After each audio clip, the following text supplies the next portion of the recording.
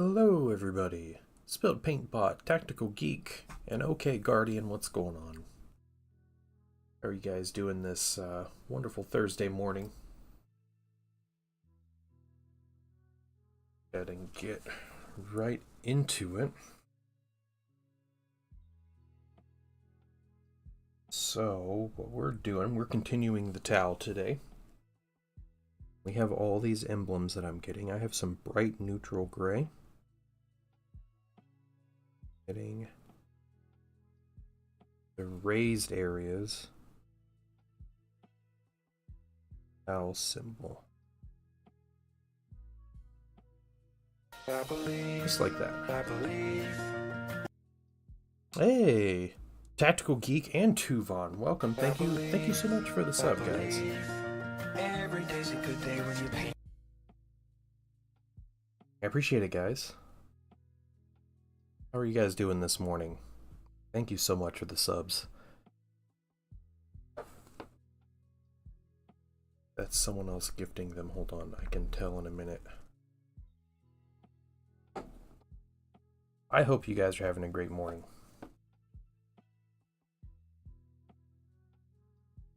Symbols on these guys? No? Okay. Back to character.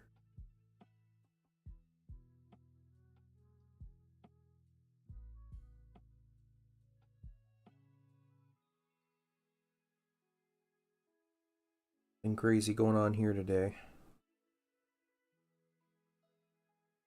Just looking forward to painting some minis and last night working on Solar Auxilia. I finished painting the minis and I primed and base coated the bases. So now I just need to paint the bases and then bring them all together.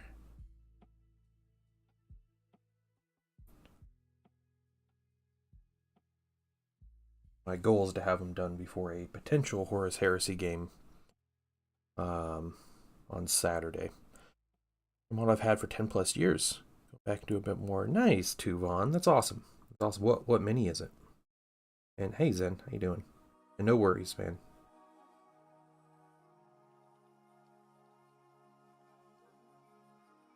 I mean, some people have jobs where they have to work. What is this nonsense? These guys really need to show everyone they're from Tau this much.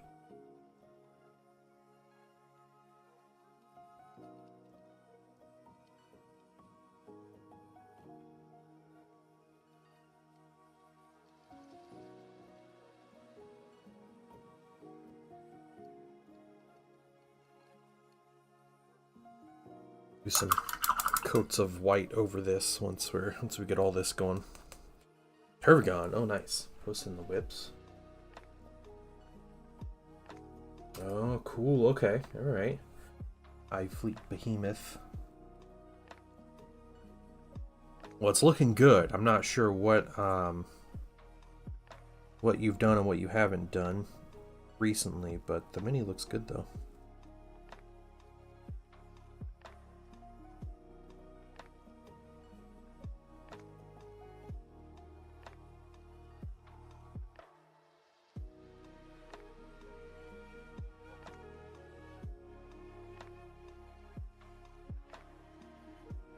Some of that up. That's it. Gray color. What we're gonna do while we're here. This.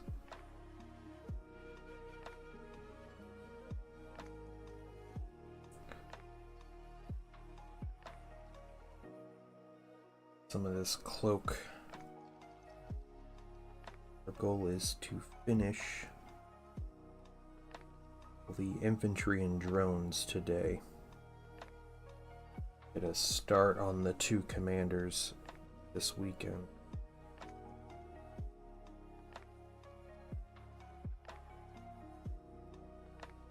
That's the goal. This is a Cadre Fireblade, yep. I have two more of these minis being painted in this lot, so Good amount of HQs. That, and then there's the Pathfinder guy who I can never remember what he's called. Everybody keeps reminding me, like every stream, what he's called, and I can't remember.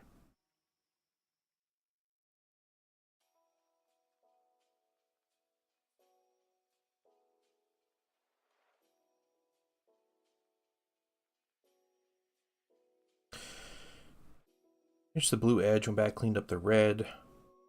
Looks smoother for the skin. Okay, okay.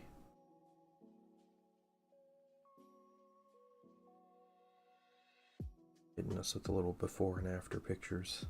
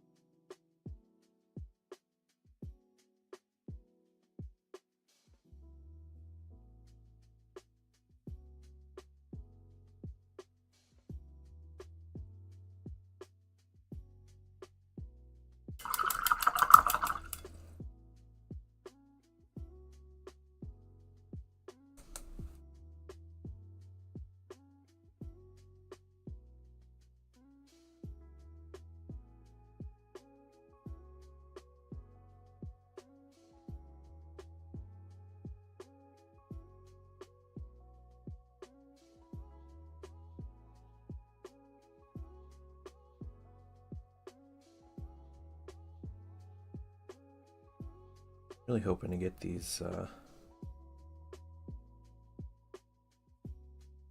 Solar Auxilia finished Saturday. And use them.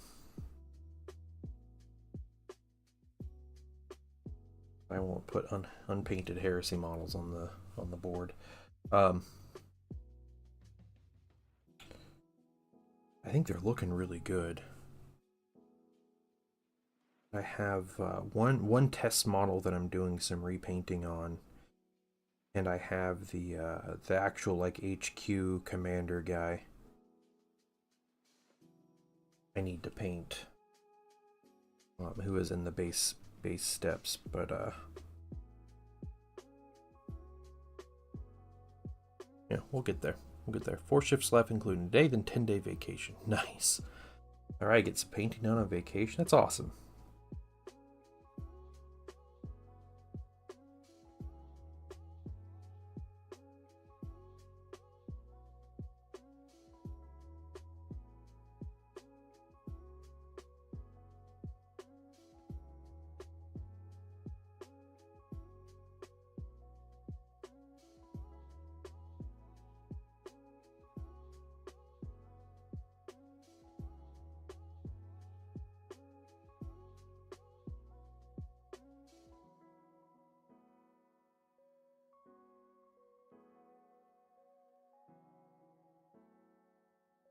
Okay. Nope, we need to get this kind of shoulder piece.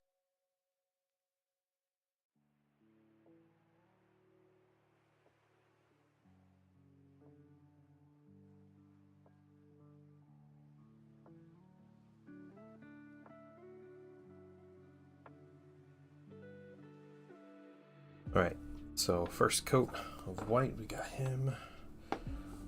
Back, let's do the, yeah, my favorite man, the HQ commander guy, yeah. It's, okay, so this is the mini I can't think of the name. I don't remember what he's called. But, these guys, I have 3 of these, the Kadra's Kadra Fireblades. Landed to Orlando today, so I'll be lurking. No problem, Tactical Geek. Sounds like quite the drive, but stay safe. Everything goes well for you today.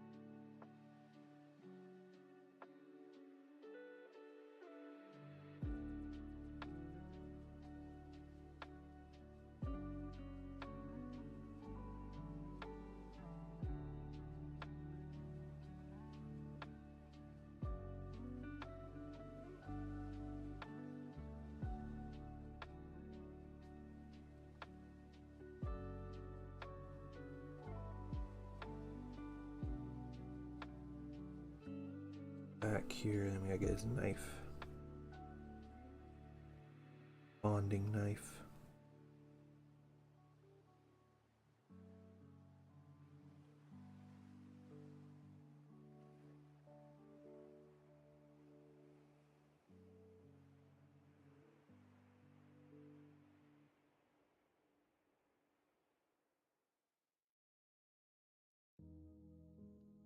You know about Tau is they spend 9% of their turn in the shooting phase and die quickly in melee. Yep, pretty much it.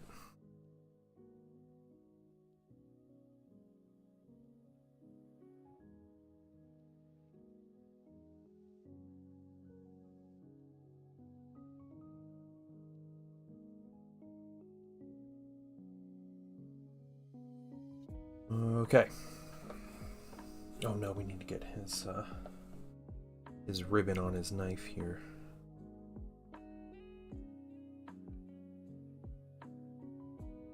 Forget the ribbon.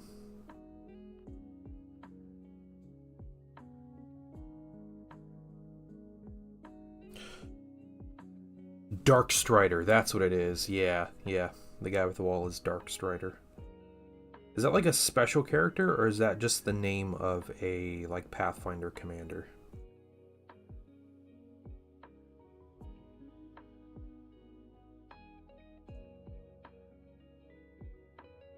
It's a named character. Okay.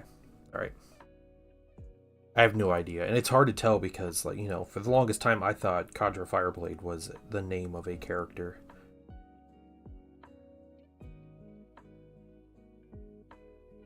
That's just like a generic term for like a commander that stays a fire warrior, right? Pretty much. My assumption, at least. It's from what I remember back in, 2003. As a Tau went up in rank, got certified on a battle suit like the XV8. That's how he kind of moved up through the ranks for the most part, was the what was it? There was the normal Tau infantry, and then you became a Sha Sui. And the Sha Sui was the like sergeant, but the Sha Sui could also train on a battle suit. And then the commander of a battle suit team, the Sha Frey. And then after that, you moved up to a minor commander, which was a Chassel. And then you can move up to a like army group commander that was a Chasseur. Those were the different ranks.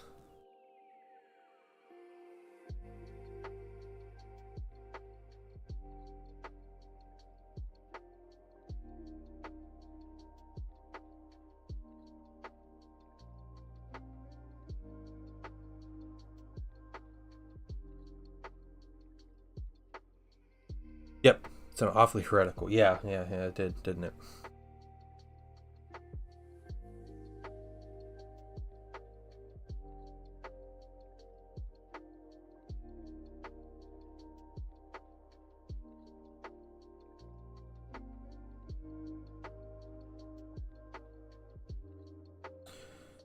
Then I think with Space Marine 2, I think the class I'm going to mess around with the most, I'm going to play the most, is the tactical.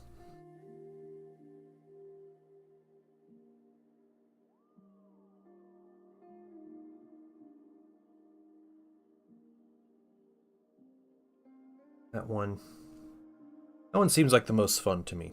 Not the Blade. I mean, the Blade Guard one, the Vanguard looks cool. But I'm going to mess with the tactical. I always like just playing like the basic tactical guy. But it's got like good team support. I've been watching some like watching some like guides and stuff and like breakdowns of classes and everything.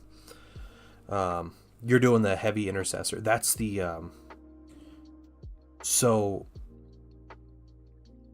there's no heavy intercessor in the form unless you do the heavy bolter. So the bulwark is the Blade Guard guy with the shield. Comes with the shield and a melee weapon and a plasma pistol, basically. There's the heavy.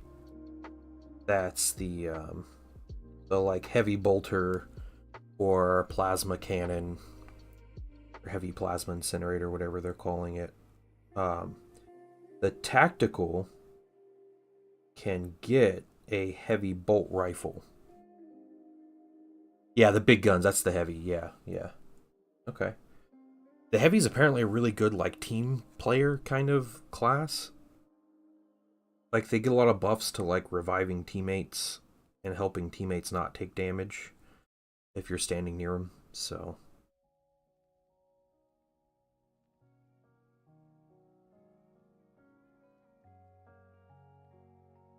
There you go, alright. Hey, you're a raptor, what's going on? The thing the heavy gets, which I've seen a lot of people talk about and just like watching the gameplay for it, is the plasma pistol. Not a ton of people get plasma pistols, but the plasma pistol is crazy strong. So as like a secondary, you have a really good weapon, because ammo is always limited.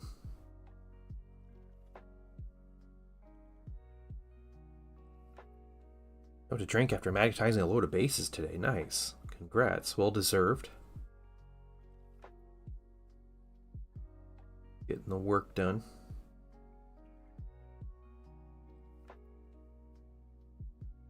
Yeah, definitely a true wall brother.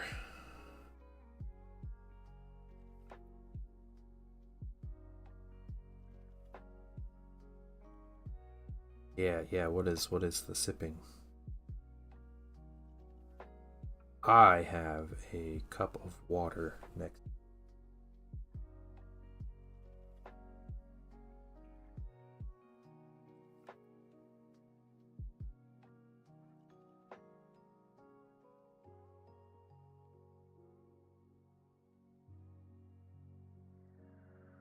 Hey, Hexspell, what's up? You go for a whiskey need right now. I don't see you as like a whiskey person.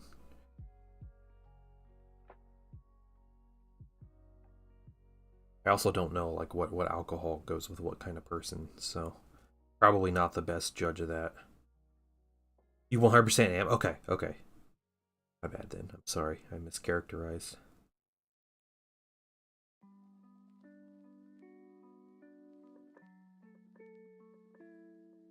Got a can of beer. Is it 10:20 where you are too?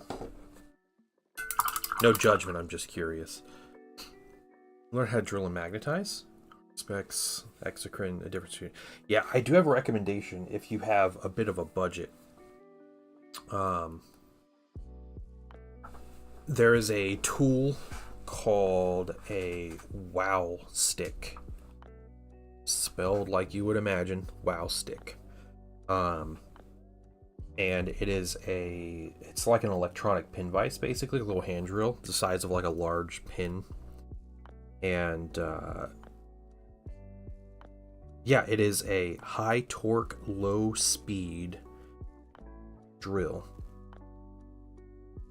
It's perfect for drilling out stuff to magnetize and everything. The one disadvantage of that is they don't have bits that are large enough for like 3 and 4 mil magnets. The largest bits that come with it are 2.2 mil. Yeah, and I haven't tried it yet, but I don't know. I think there's a chance that other bits will fit. It's just getting them to like getting the actual fitting proper, like the proper piece that'll actually fit inside the drill, basically. But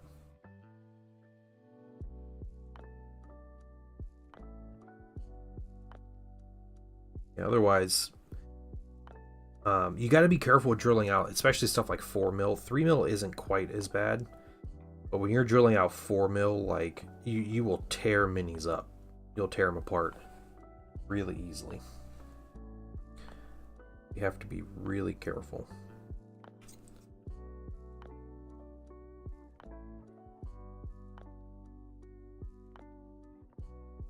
Okay, this guy doesn't care to talk about the fact that he's out, so set him aside.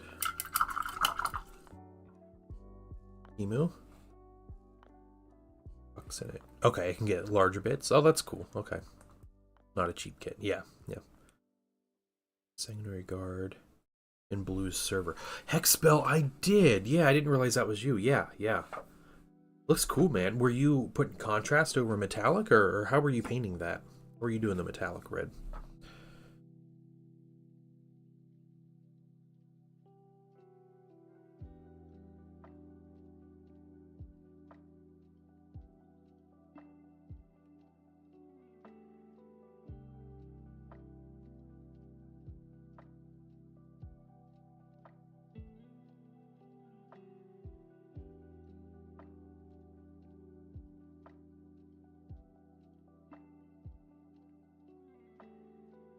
Gemstone Red from Army Painter. Okay, cool.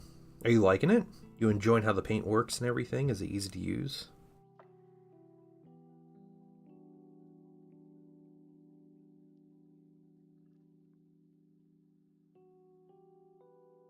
We'll come back to these things. Okay, I imagine, is it just the one spot? Yeah, on all these minis, it's just one spot. The shoulder.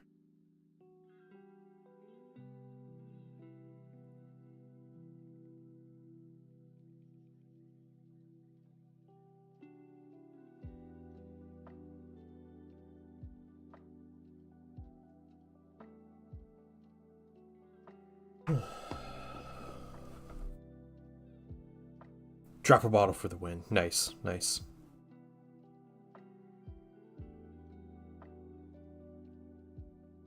Is it actually, is it Xenoform Gray or Xenophobe Gray? Cool though. Well, I'm glad it works for you. That's awesome. Are you excited for the newer Blood Angels minis coming out? I heard there might be another Blood Angels announcement still.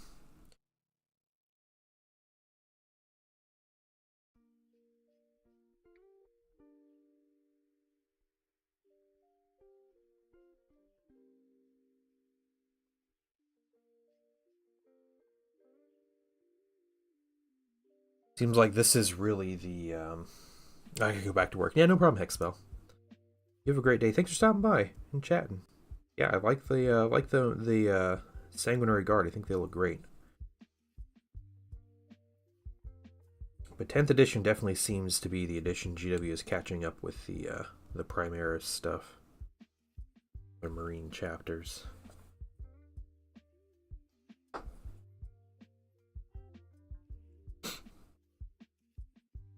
Yeah. Yep. Like I said, there's Drukhari just languishing, and one new kit per edition. One kit, not even a new kit, it's one fine cast to plastic conversion per edition.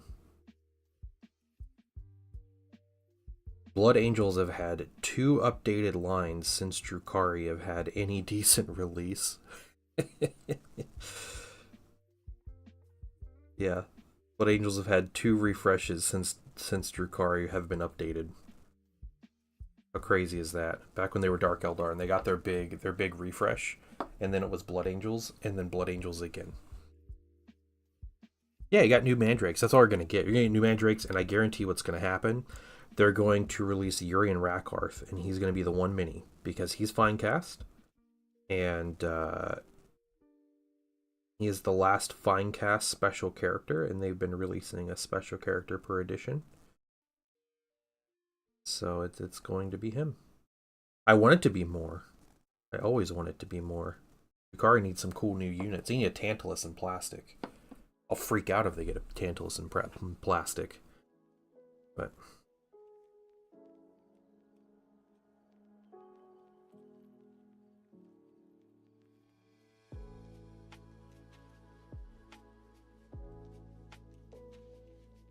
nah, we're not going to see Vect.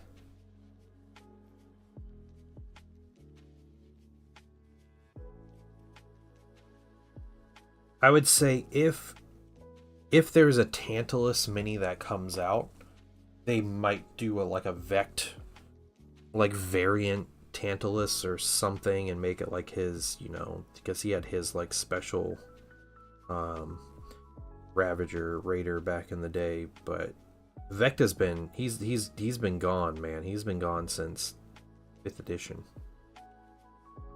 At this point, Vecta has not had rules longer than he's had rules. So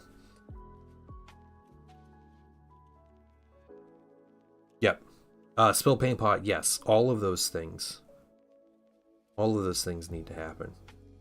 That's the thing about the Dark Eldar, though. Their minis are so gorgeous. All their plastics are incredible looking. Yeah, the Archon's not good. The thing that makes the Archon nice, though, is that he is completely interchangeable. All of his pieces, like his arms and stuff and his head, are interchangeable with every other Dark Eldar kit. Duke Sliskus was my man. He was my dude. I wish he would I wish he would get rules. I made a Duke Sliskus model.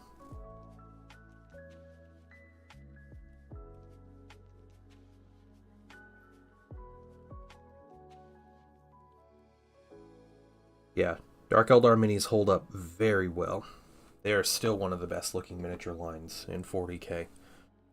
But, you know, the grotesque never getting plastics. Yeah, the Court of the Archon just being shoved to the side. What, the Beasts? The Beastmaster and the Beast packs and everything are another like kind of iconic Dark Eldar unit that it's nothing. Yeah. I don't particularly care for the Coven units or the Homunculus Coven units, so you know, Urian Rakarth I could take or leave, but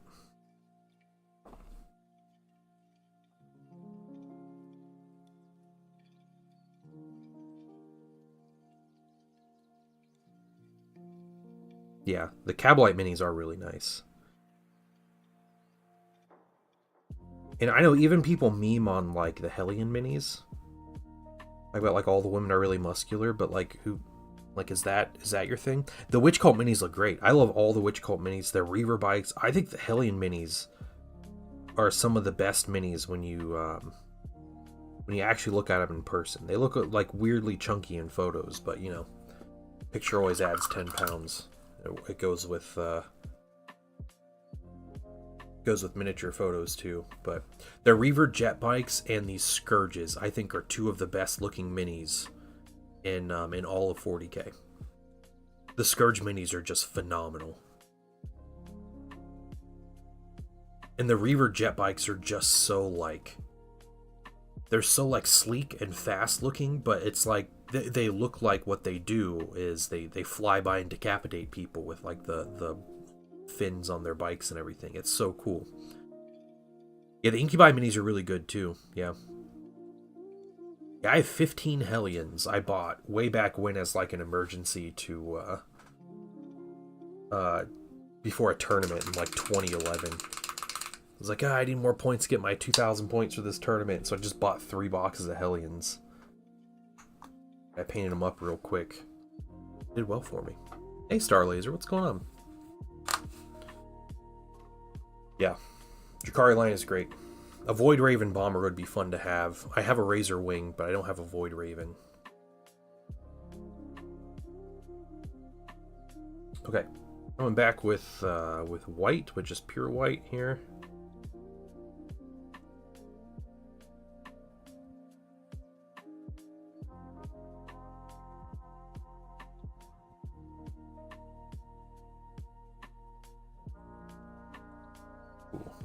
Nice stark difference. Yeah, the Combat Patrol is the best one. Yeah, it was between them and the Genestealer cults, and the Genestealer cult got the new one that's like not a good value. So you can rest assured that when Drukhari get a new army box, they're gonna kill that Combat Patrol. Yeah, getting 2 vehicles and 2 squads and a character in one box is a crazy value for GW. Yeah, and okay, I agree with you. Yeah, the Void Raven's amazing.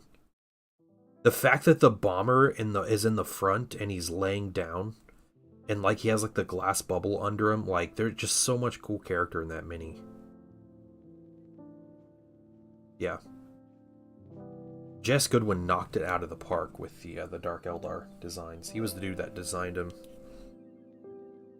You just kind of use, yeah, and you'll use everything. Yeah, it's perfect. It is perfect. Like that's definitely one of those like buy 2 or 3 and you're set for quite some time.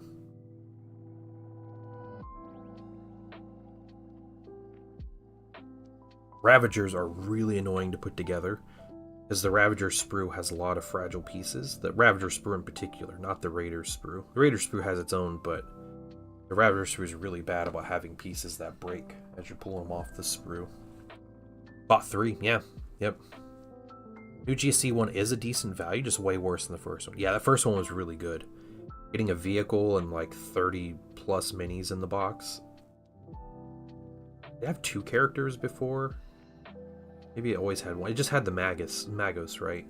But it had the cool looking Magos, not the Brood Coven box Magos isn't that cool. The like lady that's like strutting forward Magos is the cooler looking one. Combat Patrol. But nobody's fielding Magos anymore. Magi?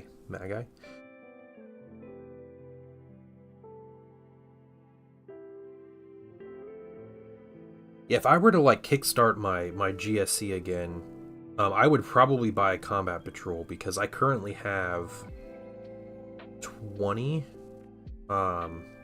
Jackals.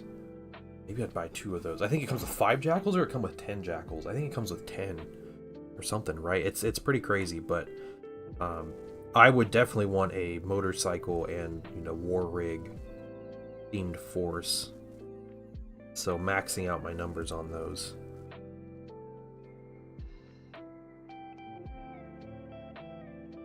Good way to go about that. Yeah, Space Marine, get you 13 minis. Yeah.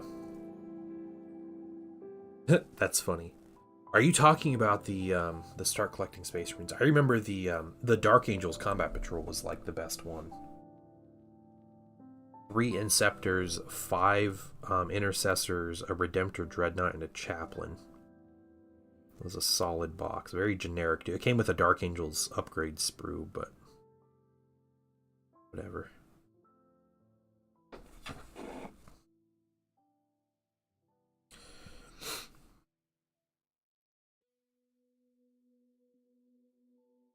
Yeah, it is silly, yeah. GW is expensive.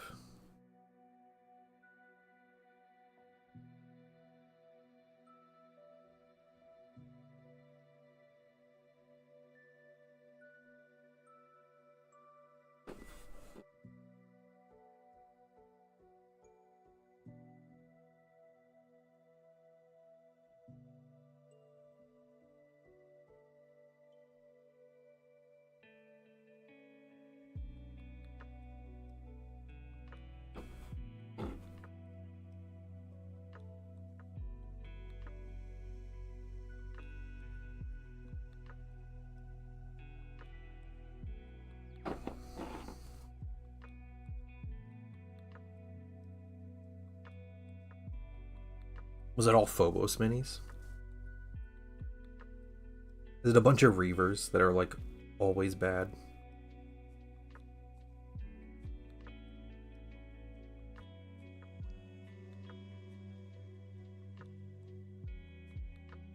Just add a second expansion box sort of thing, gives you more specialized units, yeah. I wish they would, I would be happy with more, yeah, just more Combat Patrols coming out. Yeah, I guess kind of what you're saying, but as a, like, hey, here's a, you know, like they have rules for like the Phobos Space Marine Combat Patrol. Like I wish they would do that with more factions. Like Drukhari, like here's a Coven box, here's a Kabalite box, and here's a Witch Cult box. Whether they have a box or not, like having the Combat Patrol would be cool, like the rules for it. Because they really just like let Combat Patrol founder as a as like a rule set. They just don't care. Which is unfortunate. I think there's good potential there.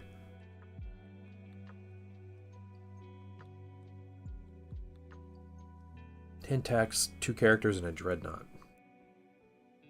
That's pretty solid. It was probably that plastic captain too, wasn't it? like that like multi-part plastic captain that was like the first plastic character. Is an amazing little box. $25, and everybody's like, that's so expensive, but everybody bought it. Yep. Need variety. Yeah, it is a great idea, and I think they could do a lot more with that. I played one game of Combat Patrol with Zen, and I played the Guard Combat Patrol, which was like okay, but like adding a little bit more into that idea, I guess, like help it be more of a thing. It seems like the Age of Sigmar guys are kind of doing that. At least, you know, initially. I don't know. It looked like GW is going to promo Combat Patrol a lot more, but kind of didn't. Well, I guess we'll see with Age of Sigmar, but yeah, if only characters are $25, yeah. Yeah, there's no like time investment in it. You know, people can use existing collections. The amount of painting you don't have to do. Yeah, the Spearhead version or whatever, the Vanguard. I don't know what their gameplay stuff is called, but they were really hyping up that kind of gameplay. What is this? This is Tau. Is that what you're asking? This is a Kadra Fireblade, like an HQ mini for the Tau.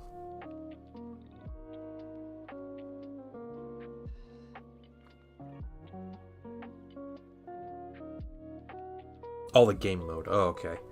There's a game. It's basically Combat Patrol, but for Age of Sigmar. That's what I was talking about. Like, it looks like GW or the rules designers for Age of Sigmar is putting more effort into their Combat Patrol version more so than the 40k team. So, no, I think it was the other way. Okay, Cardian.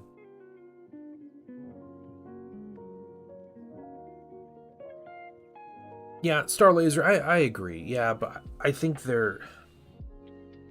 they could put out a new Combat Patrol in every White Dwarf issue, and it'd be great. Like, I don't think Combat Patrol is very balanced as it is. At least it doesn't seem so. It's just like a little game mode to kind of get you started, right? I don't think they need to playtest it. I mean, they should playtest everything more, but I don't think they need to worry about crazy balancing and everything. Hey, my mini Marvels, what's going on?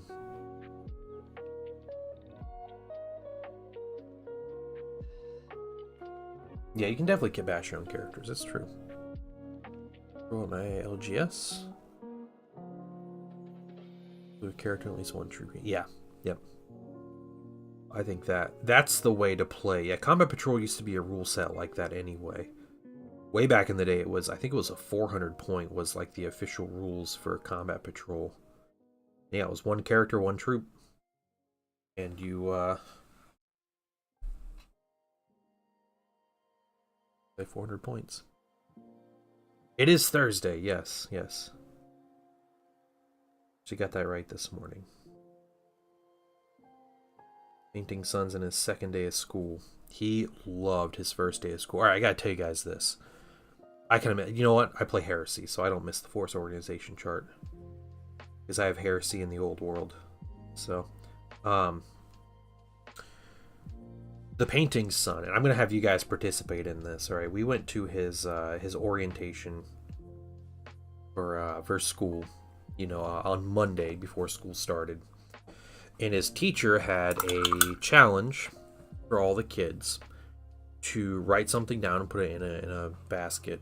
She's going to see who was right. She has a class pet. And it was not in the classroom at the time. She said class pet would be in the classroom the first day of school. You guys will see it. She said, I want you guys to guess what the class pet's going to be. All right. Now, we personally as a family don't have any pets. Okay, so my son guessed a dog as a class pet. Alright, whatever. Not a great guess. It's okay. I'm curious what your guys' guess would be for a class pet. What a second grade teacher would have as a class pet. I want to see if anyone can get it right. Snake, lizard, snake, guinea pig, turtle. Okay, okay. A tarantula, yeah. All right, guinea pig. I'm really curious if anyone will get this right. I'll tell you guys afterwards. I'll tell you if you get it right. Okay, Oberon. Whatever. You can't. He's putting 5 entries in. Yeah, that's fine. I don't think anyone's gonna get it. Funny enough, the painting wife was joking around and guessed it, and she was probably closer than anybody else.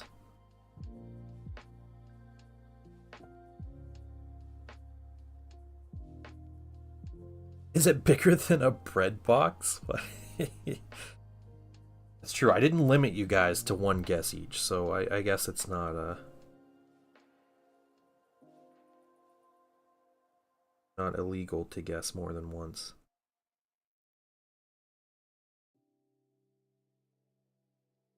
Chinchilla. Is that a horse? Yeah, potbelly pig. Insect, goat. Yep. A parrot. Rabbit. Well, I'm going to tell you guys, you are all wrong. Every one of those is wrong. I'll give you a hint. It lives in water. It's not a goat.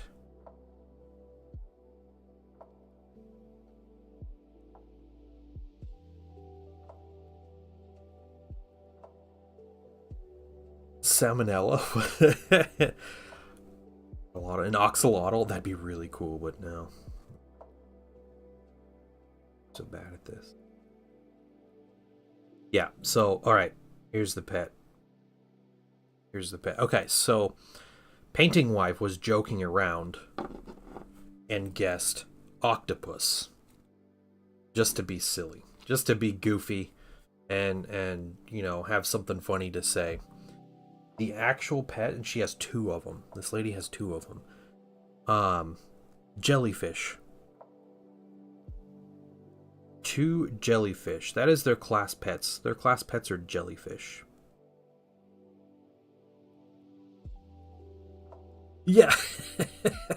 No one would have ever guessed that. Yeah. No, you can't pet those.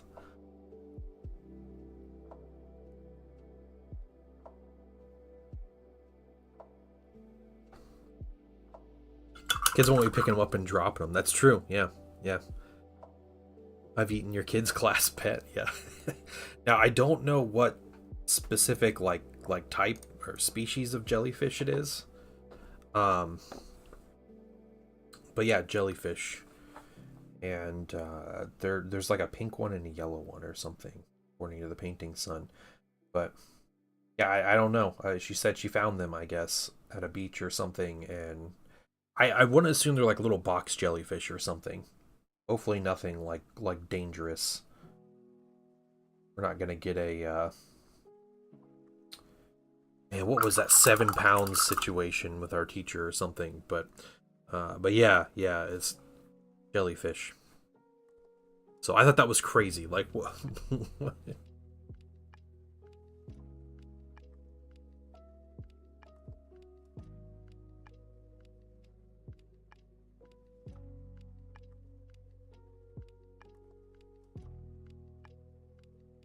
However, Painting Sun really does like his teacher. So he is so pumped for this school year. His teacher seems really nice. So we're excited. We're glad. Glad he likes his teacher, and it seems like a good time.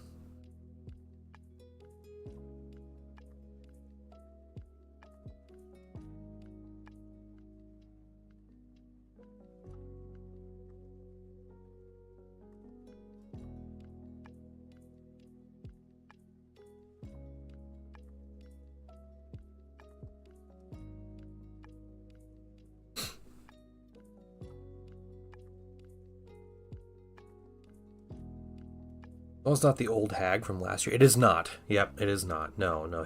This is this teacher's, I think, 2nd year teaching. So she's newer, so she's still got energy, which is nice.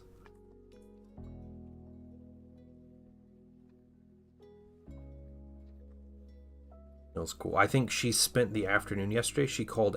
I'm pretty sure she called every parent yesterday after school to tell them that they had a good day. So, yeah. There's still hope in her eyes. Yeah, she's just not dead inside. Early day of school start. I don't think most kids go back until next Monday. Um, it has varied a lot, but it seems like school districts are kind of starting earlier. My son and all of my nieces and nephews are back in school at this point, except for the college ones. My wife's school district starts next week. She goes back on Monday, but the students start on Wednesday. I have a niece that lives in Alabama, and they started the first week of August.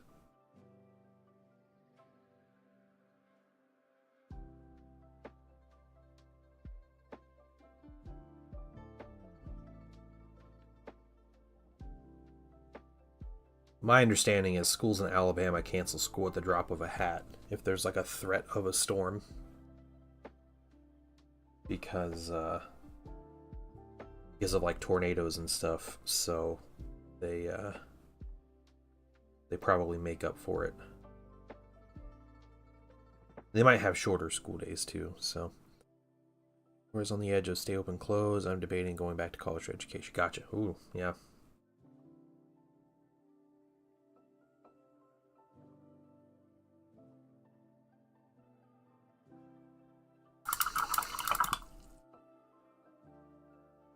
You be a math teacher? Oh, cool. All right.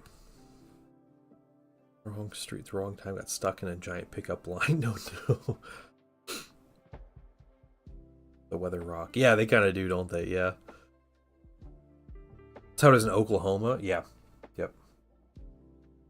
Yeah, there was a situation in Alabama. I don't remember what town, but I knew a kid that actually went to that high school. There was a high school that there's a tornado that happened really suddenly. The school didn't cancel or anything. And so, kids did the tornado drill thing where they go into the room and they cover their head and stuff. And there were like a couple kids that were killed. Like the roof collapsing on them and everything from the tornado, like literally ran right over the school. And so schools are really cautious in those areas now after that. The LARP I belong to? Help me get started. Oh, that's cool. All right. In Connecticut.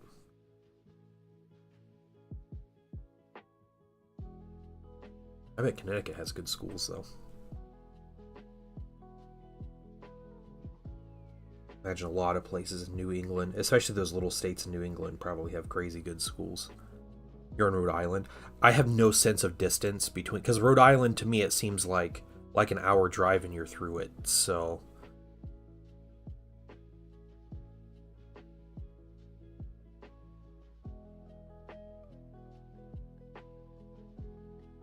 you just don't think of Connecticut and you're like, ooh man, that's rough. There's a rough school district in Connecticut. I'm sure there are, but just kind of funny to think of.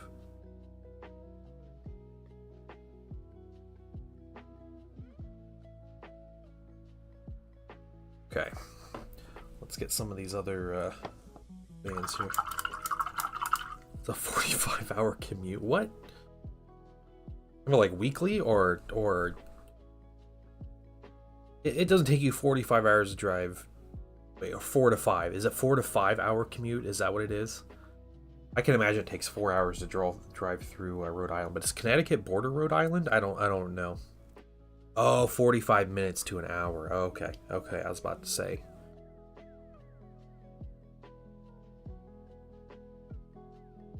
Down the wrong street. They're trapped in a giant pickup line. Someone let me know if that works. Try that. Try that, please.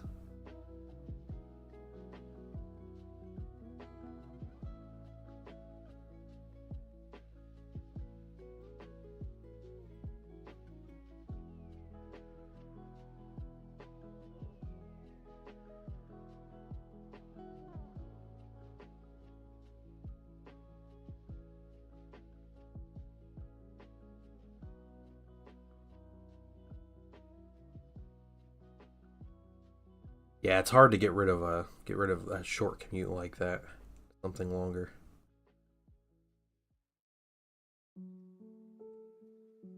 Oh, that sucks.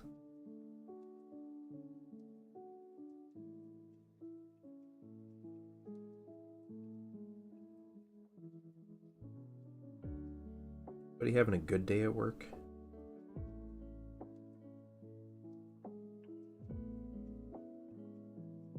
I'm having a good day at work.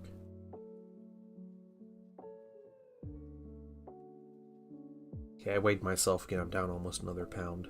So, almost 12 pounds. Just not quite. I'm pumped though.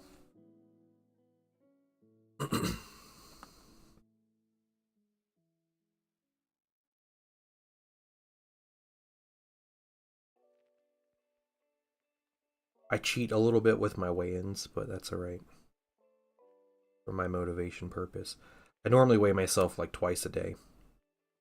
And I'll weigh myself first thing in the morning, which normally ends up being like my lowest weight, so I haven't eaten breakfast or anything or any of that, and I'll weigh myself like in the afternoon or something, just to see.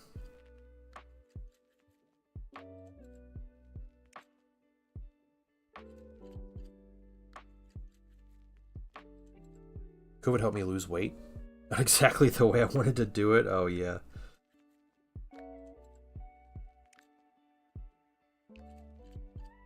Yeah, I just need a good stomach virus, right?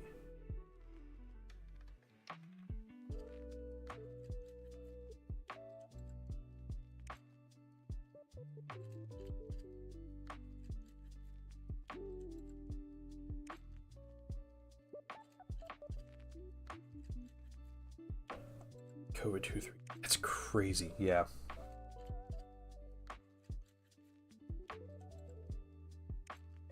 First of all, let me take just a moment to thank you for allowing me back to home. Hey, it's 6. Welcome. I don't know. I guess I'm completely immune to COVID because I've never had it. Been around plenty of people that have had it, but I've never had it. So I'm just gonna say I'm immune. My genetics are superior. And that's that. So yeah, norovirus. Yeah, norovirus sticks around too. That's what's crazy about norovirus, is it's not just like, you know, you have 2 days of horribleness and you're done. Like norovirus is the one that, like, you know, you're like 2 weeks you're feeling terrible and like cramped and everything. Yeah, Painting Wife had norovirus last year.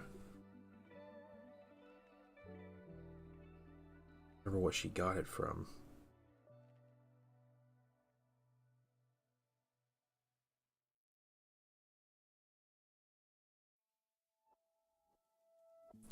Biz, how you doing? Hope you're having a great morning. Or afternoon, depending on where you are.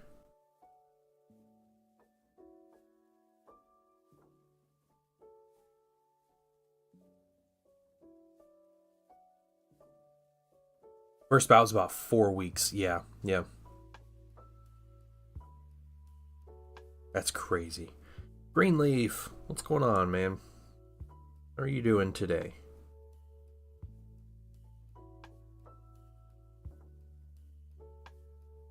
Retired 11, man, everybody's jumping in. Welcome in, guys. Welcome in.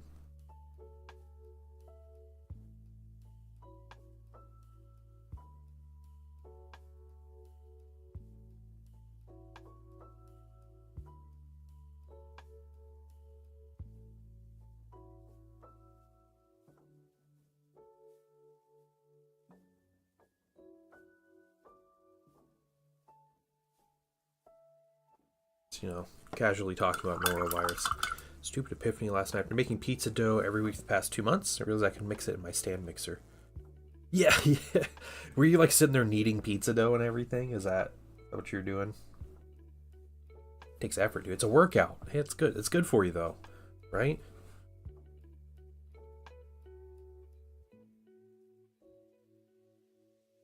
But no, just being able to put that in the stand mixer is yeah. It's so easy.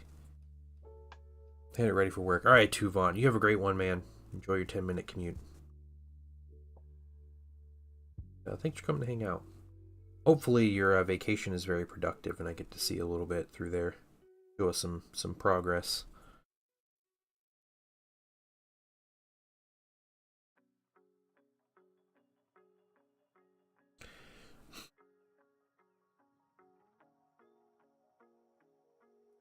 Is it on you?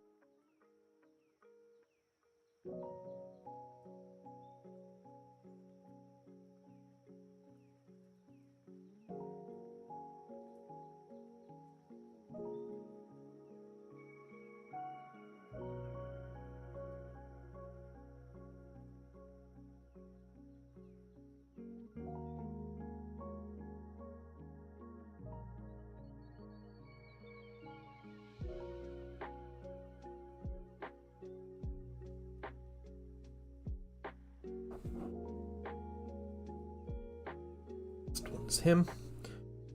Sarah is the new human race when COVID mutates into the zombie apocalypse. Yep, there we go, guys. It's all up to me.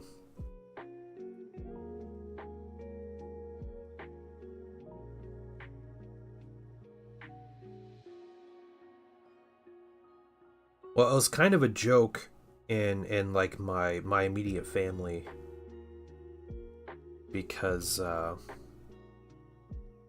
the patient zero dad, yeah. So I have two older brothers. One of them is he's like an EMS and was like shuttling COVID patients for years, like at the height of the pandemic. And the three of us and my parents didn't get COVID for like the first 2 years between like 2020 and 2021. None of us got COVID.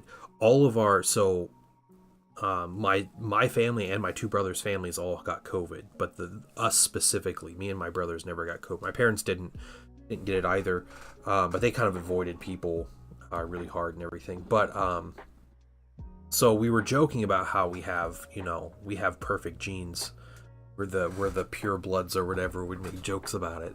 And then my oldest brother, who's an EMS, got COVID, and so we shunned him from the family. Not a lot of family gatherings anymore. It's not worthy.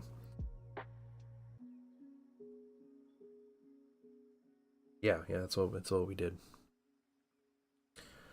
Okay, let's see here. What color are we doing next? Some gray. We're gonna start with some dark gray. So direct flight back to New York City. Yep. Oh yeah, probably Zen. Yeah.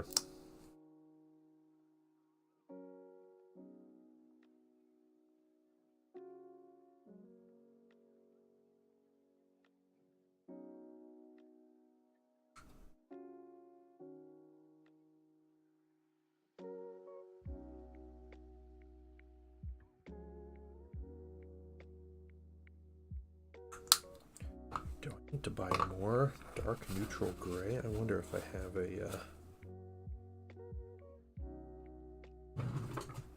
a bottle of this in here. Not. Okay. Looks like it needs to go on the list. Alright. I will be back in like 3 minutes, guys. I am not going to pick up paint. I will be back.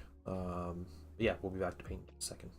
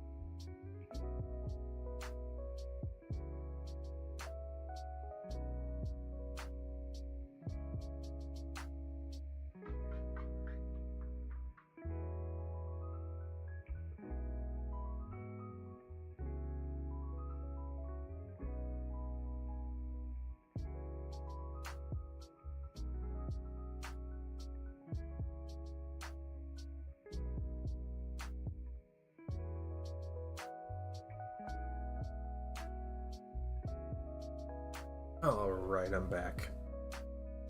Yeah, Zen, I feel like every time OBS updates, it removes my like my music audio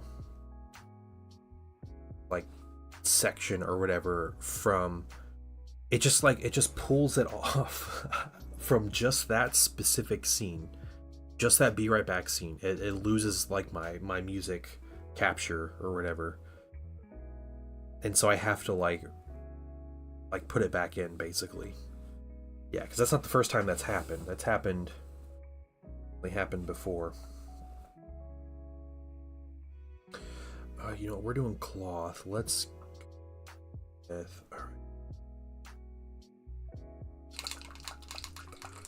I don't even know if desync is the right word.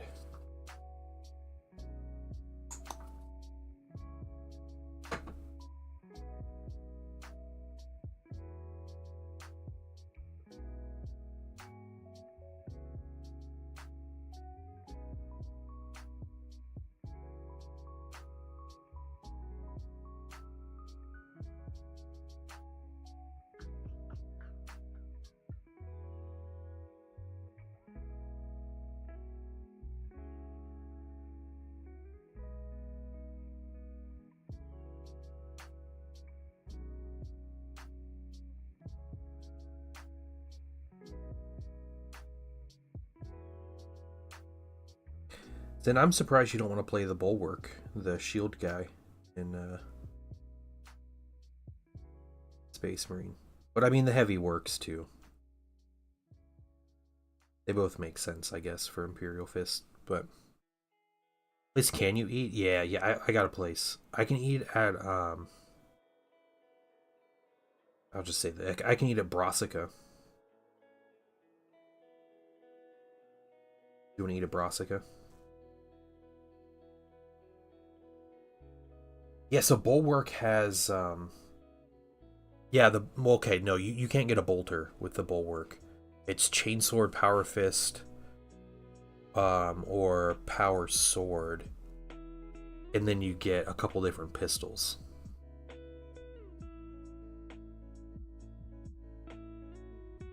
Heavy diz, that's fair. That's fair. Oh, you don't want to eat there? Alright. So good.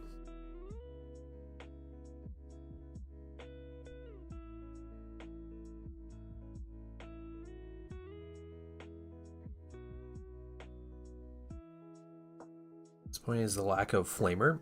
Yeah, that's true. Yeah. Oh, you're down for Brassica. Okay. Oh, cool. I'm good. Okay. Yeah, Brassica works really well because it's like I can get so many veggies and there's like nothing to them, but they're really good for you. You know, like no calories or anything. You get that whole meal and it's like 500 calories, which is perfect for a lunch for me.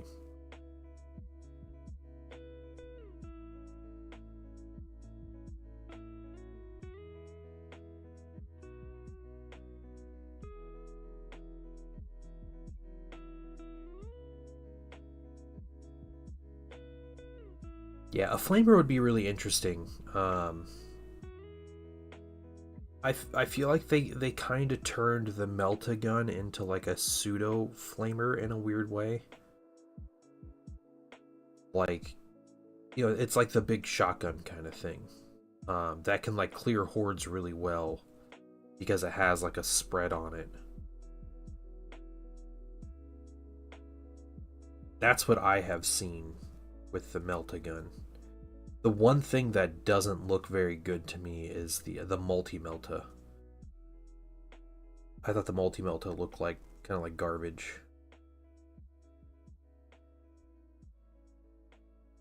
on the heavy. But the heavy has a plasma cannon and a heavy bolter instead, and both of those seem to be better.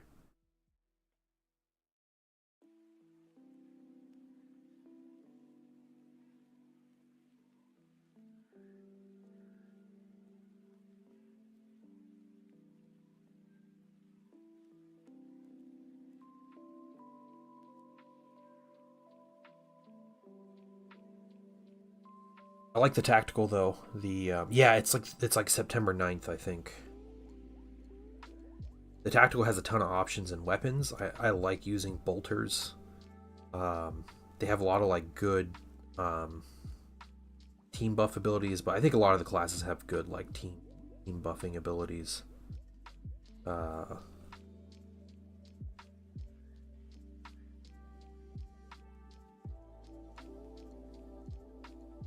Yeah, the different weapon options seem cool. I was a fan in the first Space Marine, at least in multiplayer. The Stalker pattern bolter was by far my favorite weapon.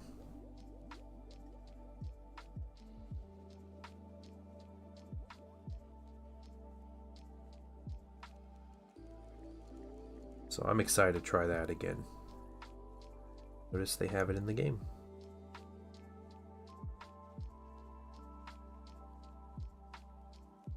But you know, heavy bolt rifle would be cool.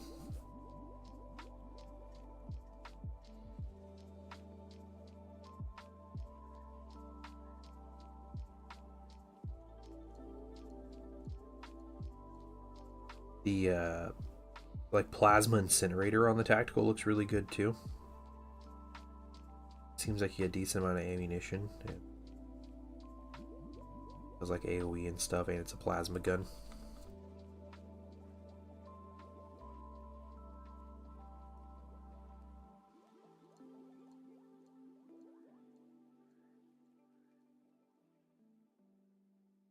Here's why they chose those names. Yeah.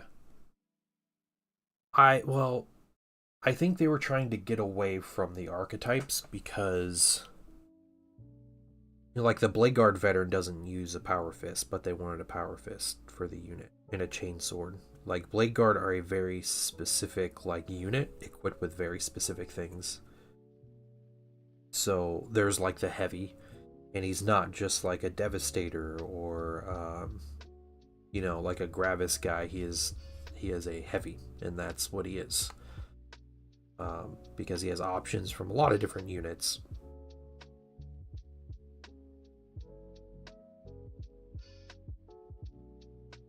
Like there's the Vanguard, he's not like a Reaver or an Incursor or whatever because he has all the different options for a bunch of different stuff. So, yeah.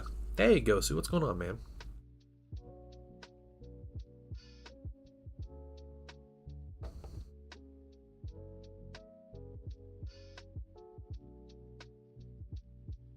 I'm hoping they put out a like an aggressor type character, just like 2 automatic bolt guns and then like double power fists. That'd be really cool. Sorry, tower going really well. Yeah, we're continuing on with the highlights here, doing some dark warm gray over the cloth. These guys. Isn't it all your models just primed black? It depends on what I'm doing. These ones were just primed black. No. These ones are primed red, actually. I primed them red, and then I painted in the black cloth.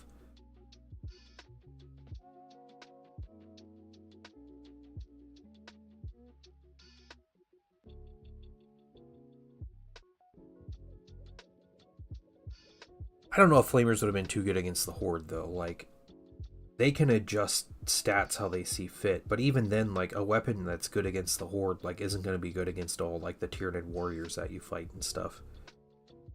Because it seems like just about every group of enemies you fight, there's, like, a warrior with them. It's like a bigger enemy. Meltagun looks cool, yeah. I'm not impressed with, like, how it works. It doesn't interest me at all. So like I probably won't mess with the Meltagun too much. Just give me the standard bolt guns and everything. With that and a chainsword. I think the coolest looking class in the game is the Bulwark with the power fist. Like the huge shield and everything, and the guy just has a power fist. Yeah, I've just been watching the occasional video, and like I watch like a class breakdown, like the weapons every class gets, and like a little overview of their like perks that they level up and get and everything.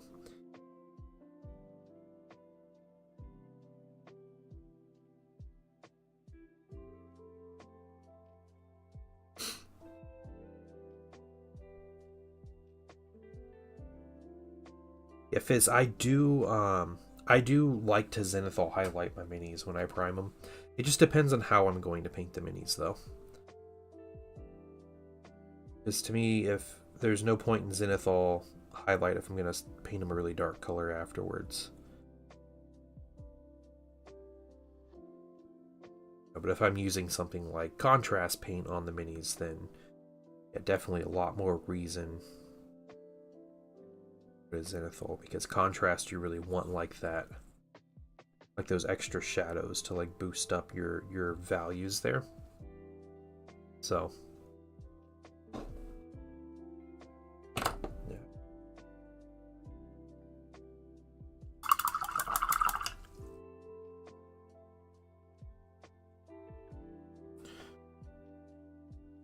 Yeah, the two classes that don't interest me are there's the Vanguard, who's like the Phobos dude, and he has he gets like bolt carbines and stuff. I think you get like a little melter rifle maybe, but he has like a grapple hook, like hooks on the enemies and like launches himself toward them.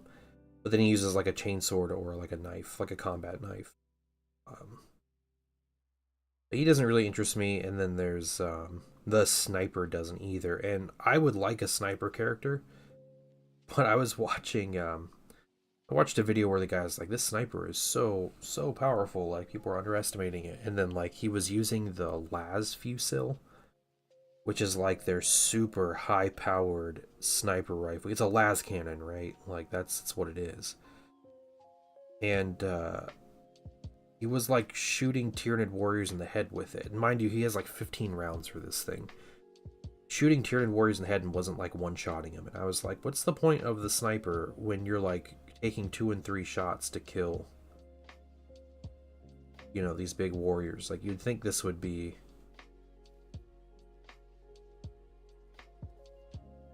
like a one-hit kill on a warrior, but guess not.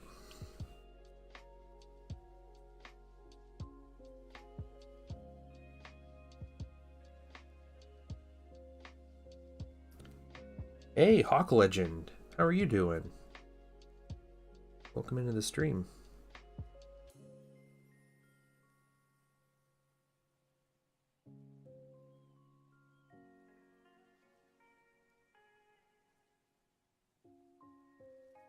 Crap, what? Not doing so hot? Life goes on. Alright, so that's the way to look at it.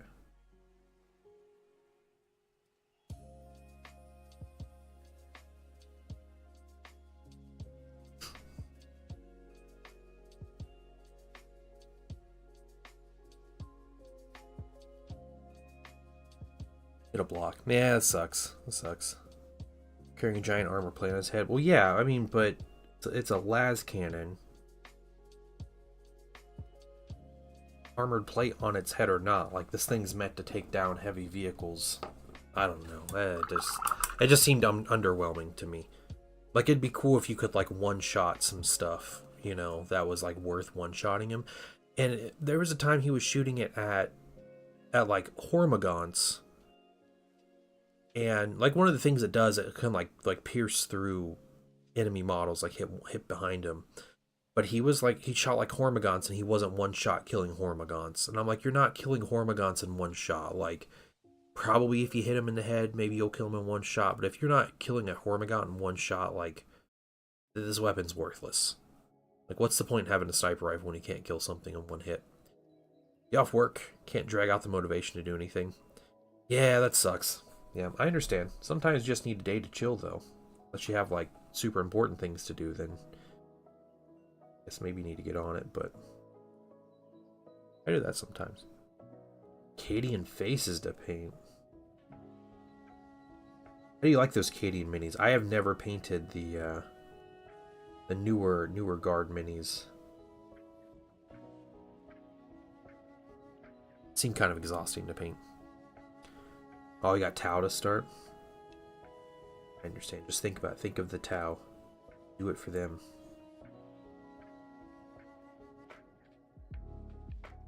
Well, here's my thing about painting, Hawk, is plan out just a little bit of time. Say, hey, I'm gonna paint 5 faces. I don't know how many faces you have, but I'm gonna put a color on 5 faces, and just know that if you're painting something, then that's better than nothing. So you just kind of you working it with baby steps. And a lot of times what I find is when I sit down and actually start painting, I'm able to like continue on a lot easier. Sometimes it's easier than other times, but yeah, just getting that start, and just knowing that I do 10 minutes of painting today. That's 10 minutes less I have to do some other time.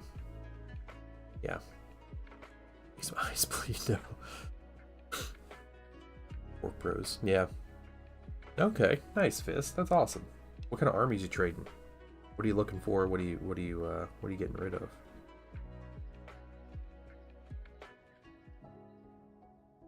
Yeah, that's my whole thing. It's just, tell yourself you're gonna do a little bit. It's not in the right space. Okay, that's fair.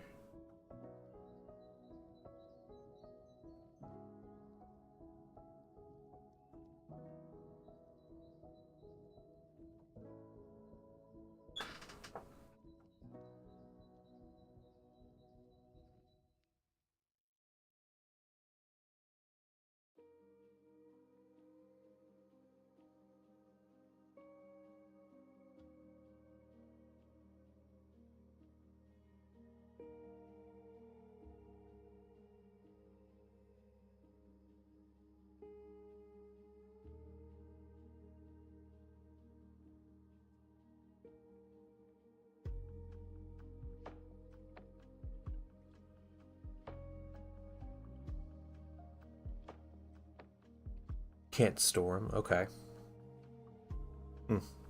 Yeah. Yeah, you gotta get done what you got, right? I understand. I am doing that as I can right now. So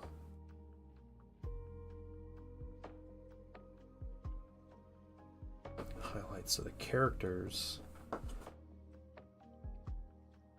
have their gray highlights done. Yep. Alright, on the cloth, so let's get through. Don't need to do the drones. The drones don't have any cloth, and we're going to do a more neutral, cooler gray color on them. Get to the Fire Warriors, or the Breachers, sorry.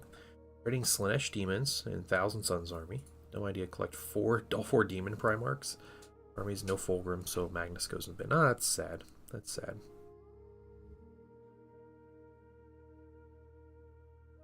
$20 and 20 left. 2 command squads. Okay, alright.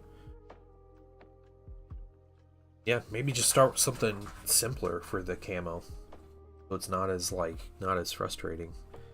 Just do a solid color like gray or something, and if you decide you want to go back and do it, then you can add the camo later.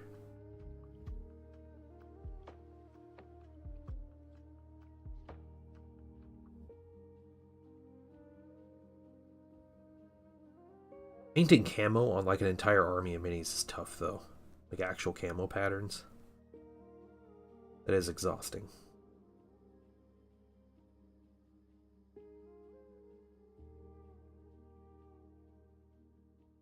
I want to paint. I want to paint anything I've started. Just started. Okay.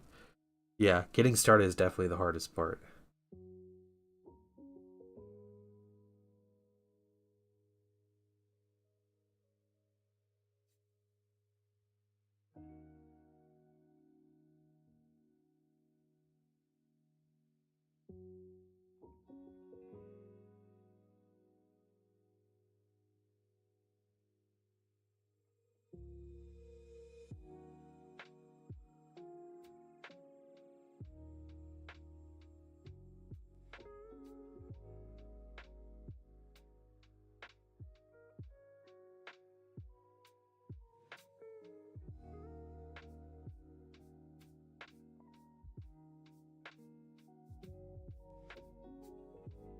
is the question. If you're already halfway through them.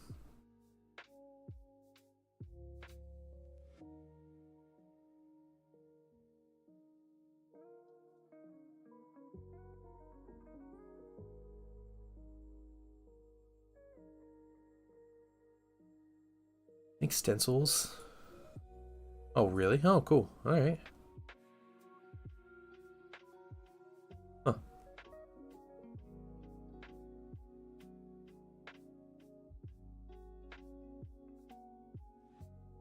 I think when you're dealing with like infantry, I don't think there's a lot of quick or easy ways to do it.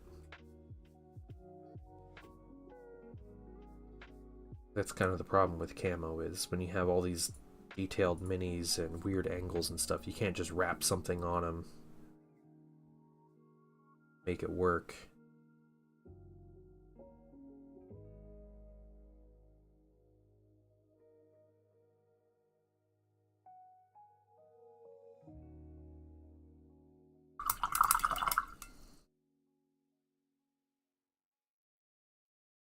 Yeah, yeah. My commission work? Very hard for me to do nothing but a single paint scheme for 80 models continually. Yeah. Yeah, that's tough, Anthony. Yeah, I get it. I understand. Yeah, Silly Putty works really well on tanks as a mask for like camo patterns, but not on infantry. Some really small stuff it does not work super well on.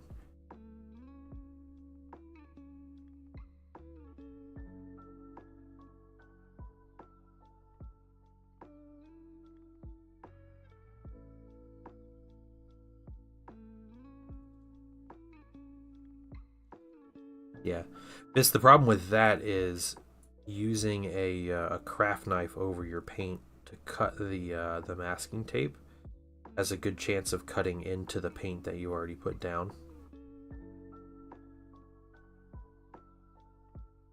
Like, I wouldn't trust myself to do that without ruining the paint underneath. Yeah. Not on the model before the knife. Oh, okay. Yeah, I mean, yeah, and Hawk's probably on them. Like, at that point, you're spending more time messing with masking tape than just putting paint on the mini. But no, it's a fair idea. If someone tries it, please let me know, because if it works, I'd be more than happy to use that.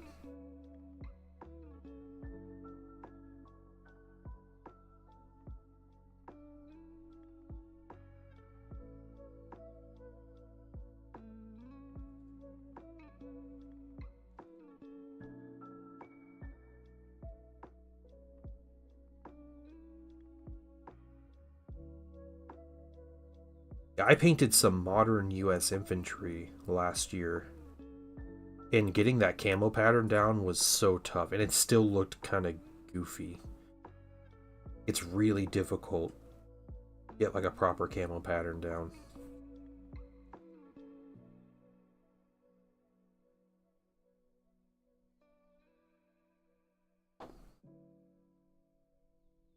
That is stencil. Okay, yeah, let's see it, dude.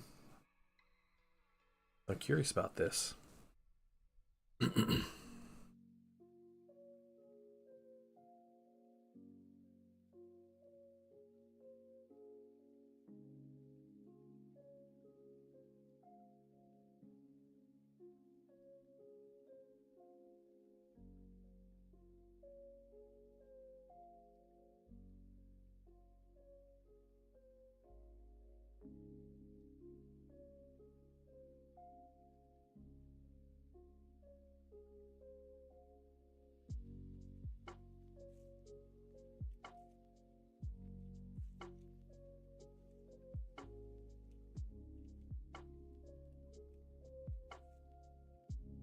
Yeah, links are okay. Yeah.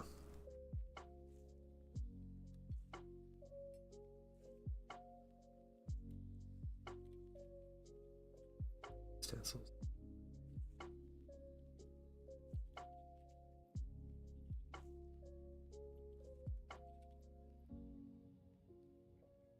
Take a look at that in a second.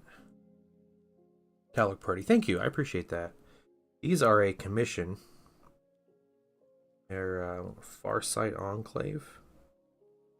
We got some breachers, we got some infantry characters, and then Dark Strider and Cadre Fireblades. And then I have Commander Farsight and Commander Shadow Sun that we're going to paint.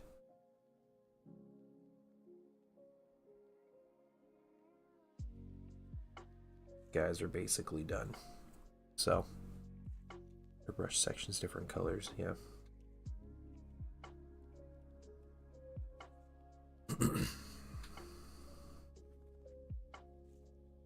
Yeah, I painted a tank last year. It was a Heresy Spartan Assault tank.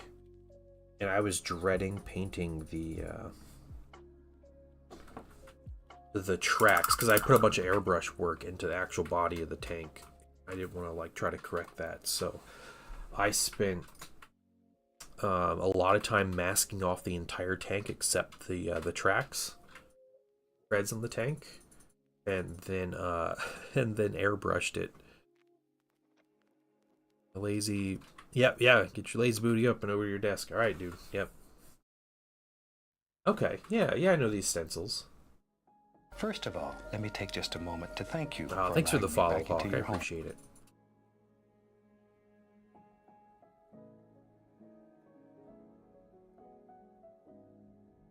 I wonder what that would look like on a mini. Interesting stuff.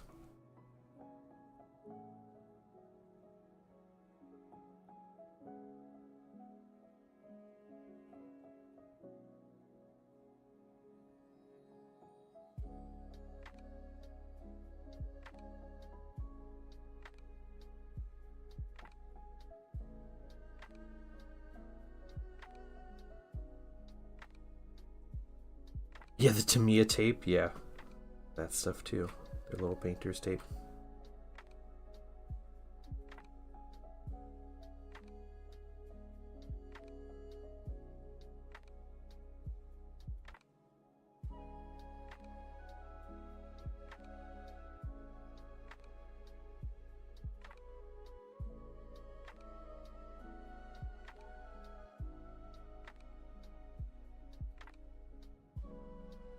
Yeah, I probably spent more time masking off that tank than I would have just painting the treads, but it was easier.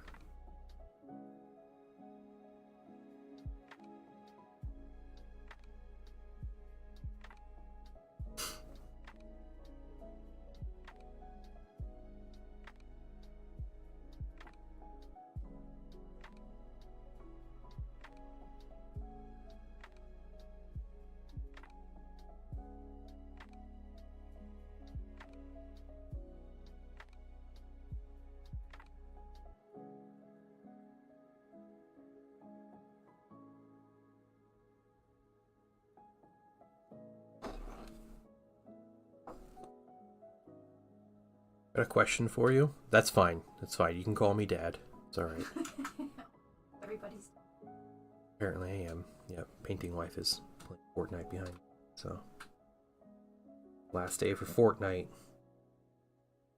At least for video game time for the painting wife. How do I combat the problem of reaching the chest of models when they're fully assembled? The answer to that is if I can see it, I can paint it. If I can't see it, I don't bother. That's about it. So there is some way to get a brush in there if your eyes can see it. There's an angle where you can do that, but I'm not a huge fan of like sub-assembling minis. Unless it's completely wild and out there, or it's like a big character or whatever, but yeah, it doesn't have to be crazy detail compared to the rest of the mini, because especially if it's really hard to see, it's not something that's going to stick out as a detail. Yeah, Oberon, yeah, I'm kind of the same way. Because it just feels like I'm painting multiple minis just to have one mini done. And I don't care for like assembling minis after they're painted either. Makes me uncomfortable. Spray can, use an airbrush. Yeah.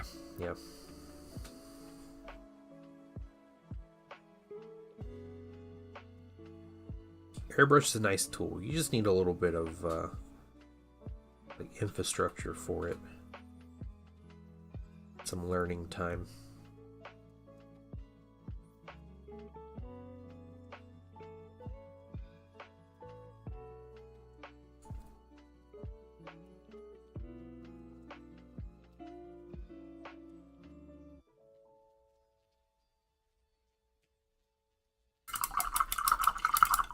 Painted parts. Yeah.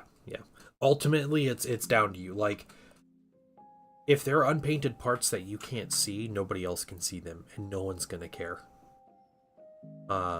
We are always our own worst critics, right? That's just kind of how it works. Again, like I've kind of, I guess, settled it within myself that if I can't see it, I don't care.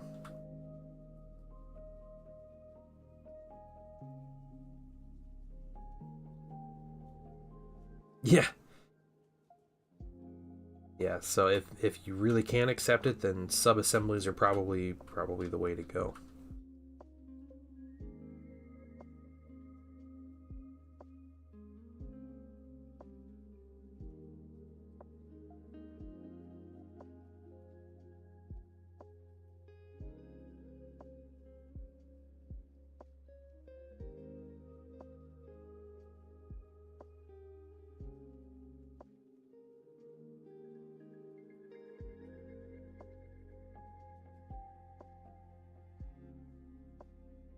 Zenithal and contrast speed paint. Yep.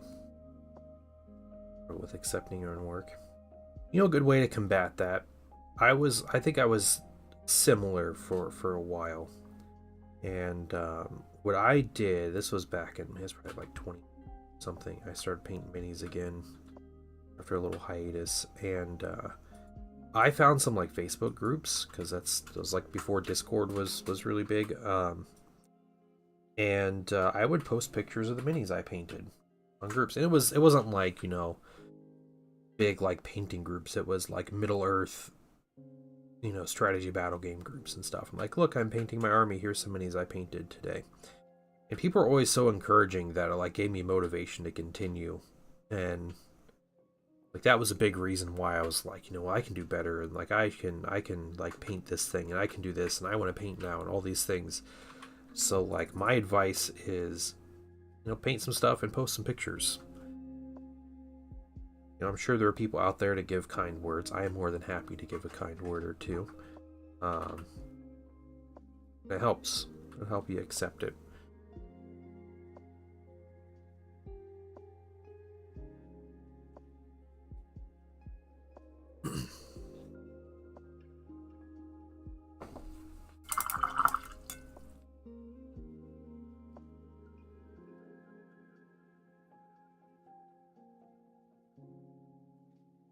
You're right from above the model. 10% angle straight down. Yeah.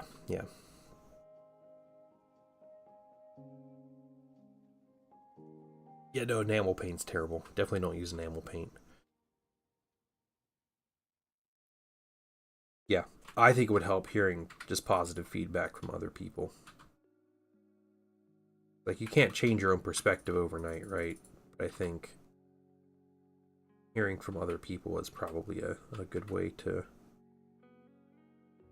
do that.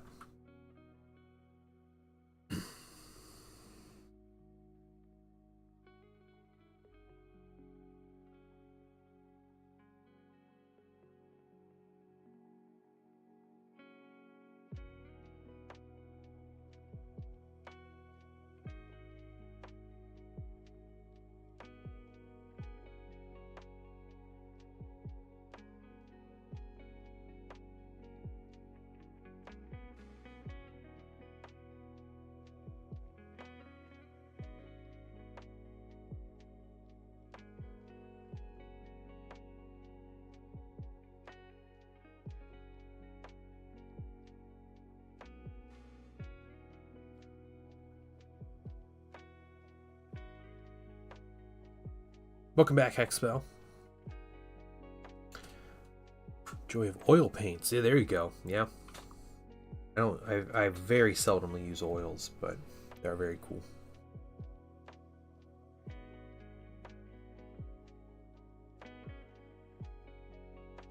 What Tau faction? These guys are Farsight Enclave.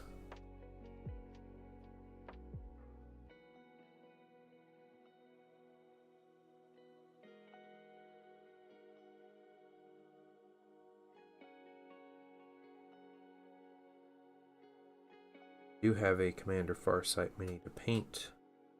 So we might start on today. I don't know. It depends on what we get done here. I might just take a little break from the Tau when I'm done with all these minis anyway. So we'll see.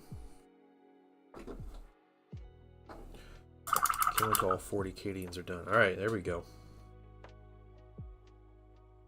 Yeah, do 10 at a time. Yeah, that's the way to do it. I mean, either way is valid.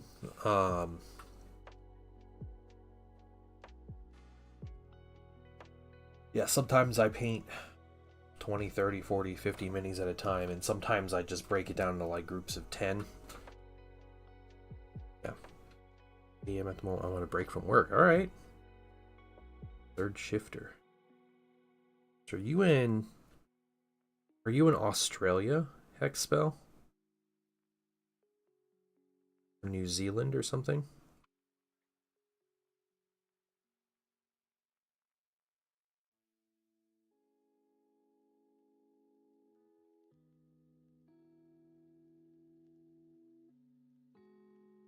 You're an Aussie. All right. How's the weather in Australia right now?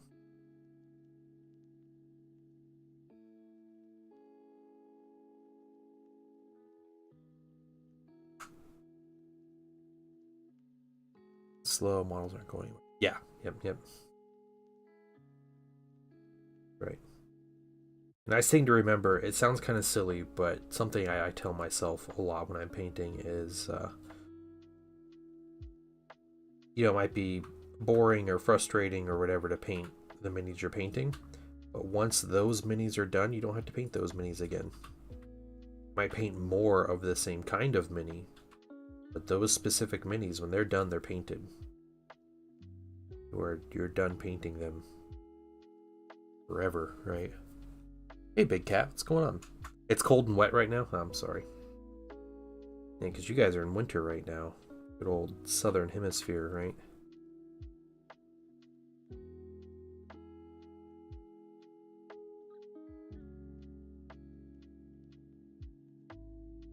Flesh heals. Oh, no.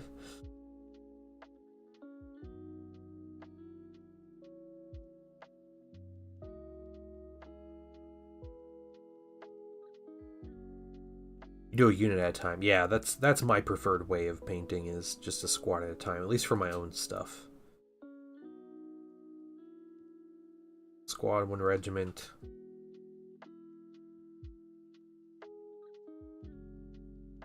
One vehicle, one monster.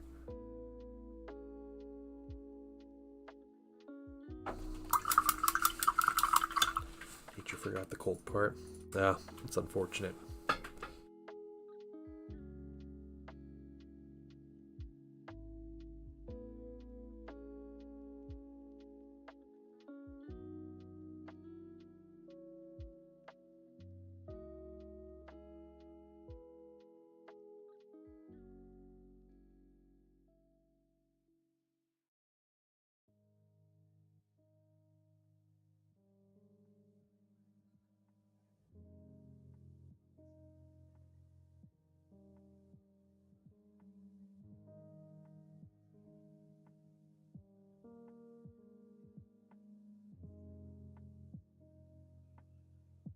I do a ship base on Space Marines. It depends. If you have access to a 3D printer, it's really easy because you can find lots of like ship material, like flooring and stuff as bases. I know GW actually sells textured bases that work pretty well for that kind of purpose. But yeah, I mean, there's a lot of ways of going about it. I try. There's a company that sells material like diamond plate stuff that you can put down on bases that would work really well. Green Stuff World rollers, yeah, that's another good one. Yep. Boarding action bases, that's a good one. is it like Woodland Scenics maybe? They sell like plastic, like they look like trays almost. They're sheets and they have patterns on them. You can get like corrugated roofing and stuff like that. I think they sell diamond plate. I think it was Woodland Scenics. That'll probably go quick though if you're putting that on an army. But you just cut them out the shape you need them and glue them, and then paint them, which is pretty simple in the grand scheme of things. Okay, getting some milliput and a roller from Green Stuff World. Yeah. Food packaging. Okay, yeah. Yes, plastic sheets. There you go. I got some suggestions. Pattern down, wait to dry, break the sheet. Spits on bases. Oh, there you go. Cool. Okay. Milliput with green stuff mixed. I've never heard of that.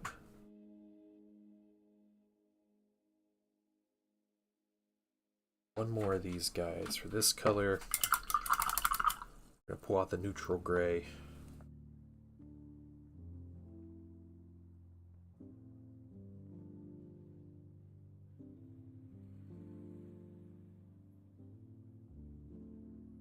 Best of both worlds. Yeah, because milliput's really like grainy, right? Like sticky. But it dries like hard as a rock. The green stuff is a lot more like pliable. Yeah. Heavy duty cables for old cell phone chargers.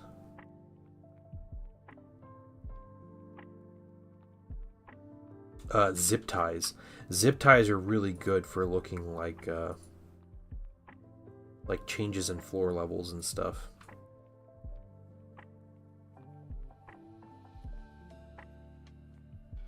Put up zip ties.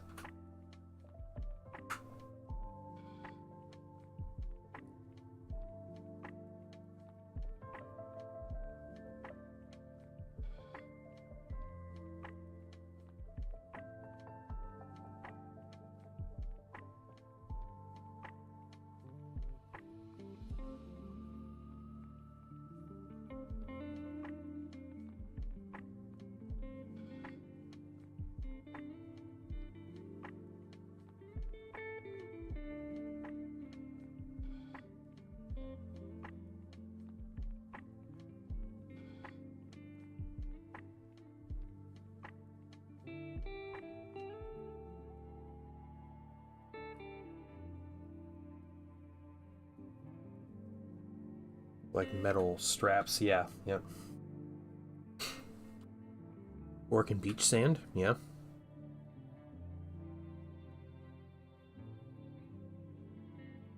Old paint mixed with sand, yeah. Texture paste, a little bit of glue in there, works really well. Hey, Rat King, what's up?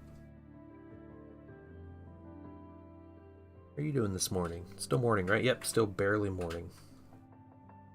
Here, at least.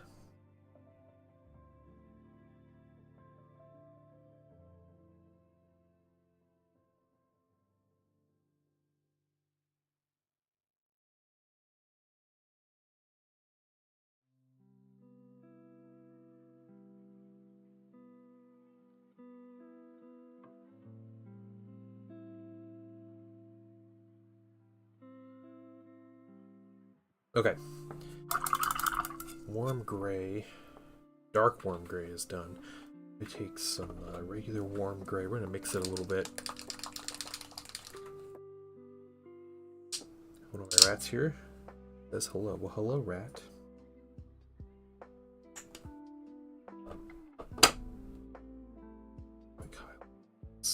That's great.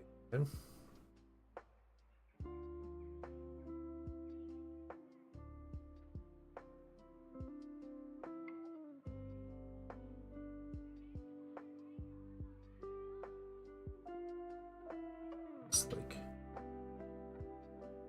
put on in the wrong spot. That's alright. Correct it as we go.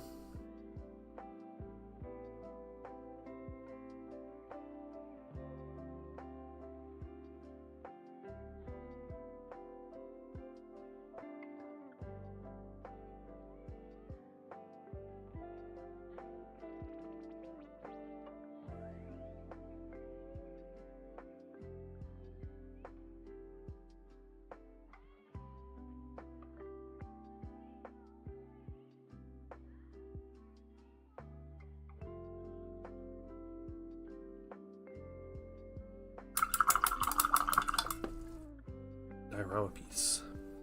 Battle barge hanger. Oh, that's cool. All right.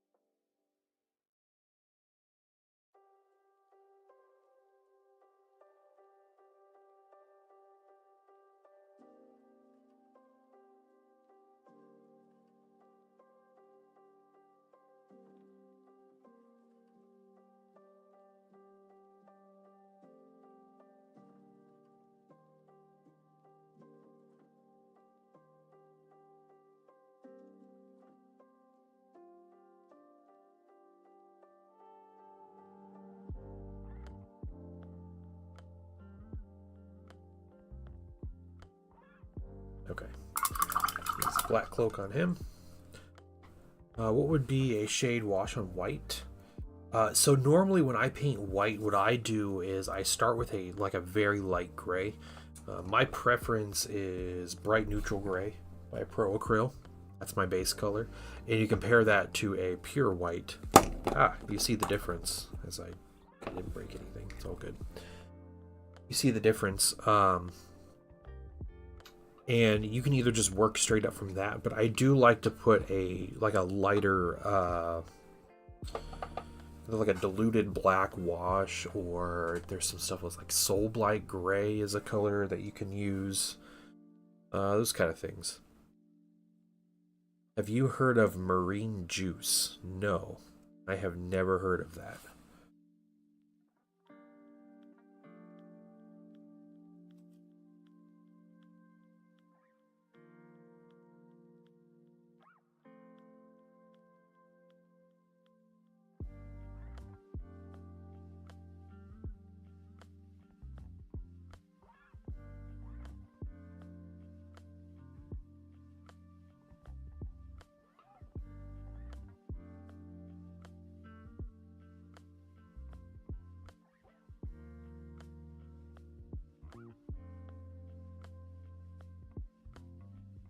Sounds pretty wild, though.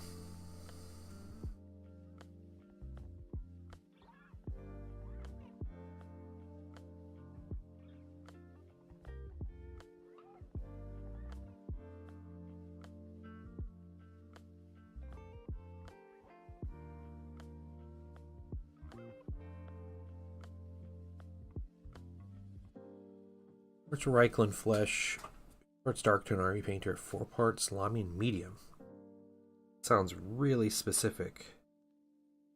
What is that meant to do? Like highlight Space Marines or something?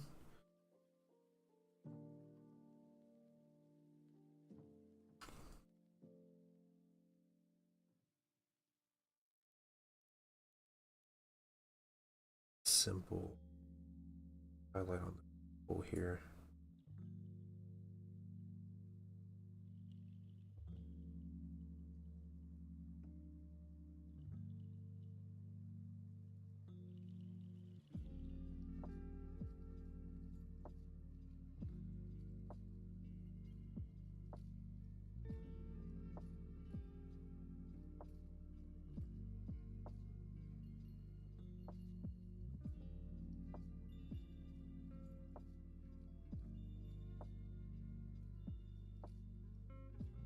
It's a universal shade. Okay.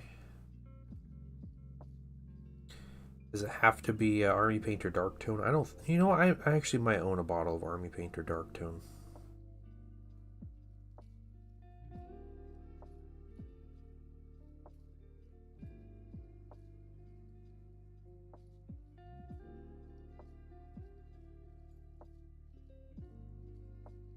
Never heard of that.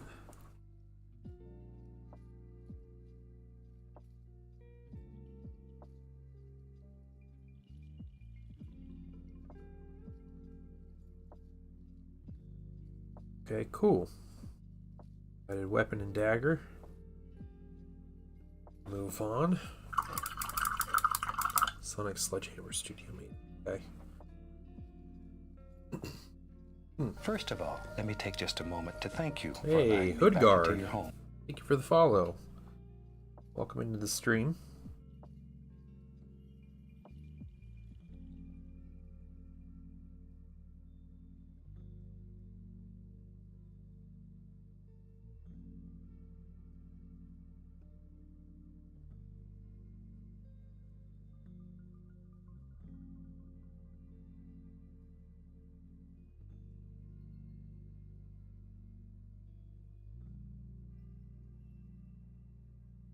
I believe, every day's a good day When you paint, yep. Expel, thank you so much for the sub. I appreciate that.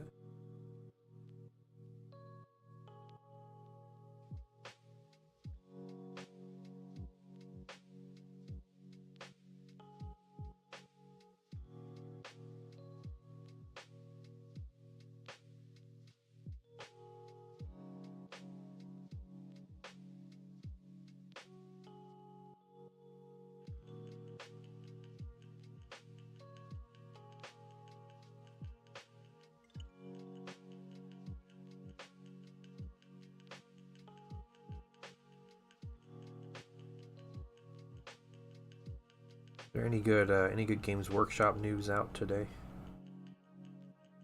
I haven't checked their community page yet.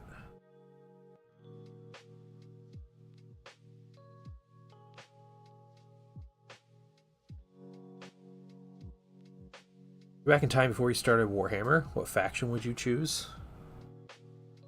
Oh man, that was a long time ago.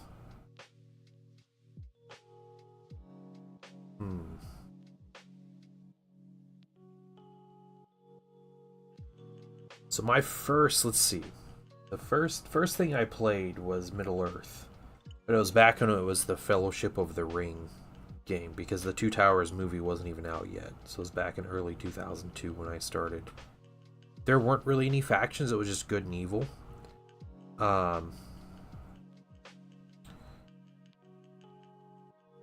Let's see, if we're talking about, let's see, then I got into Warhammer Fantasy after that. And I started with the Empire, and I didn't care for them a whole lot. Like they're cool. Empire's cool, but I ended up getting Dark Eldar after that, which I really enjoyed because I could dry brush and paint chainmail, so that was cool. And then getting into 40k, I started with Tau actually, all the way back in like 2003, 2004. And I probably, if I could have chosen anything, it probably would have been Guard. Back around that time, because Guard got a bunch of new minis around that time, and they all looked really good. And I wouldn't have sold. I did have a bit of a Guard army, and I sold them and my Tau years ago. But yeah, I would have held on to it.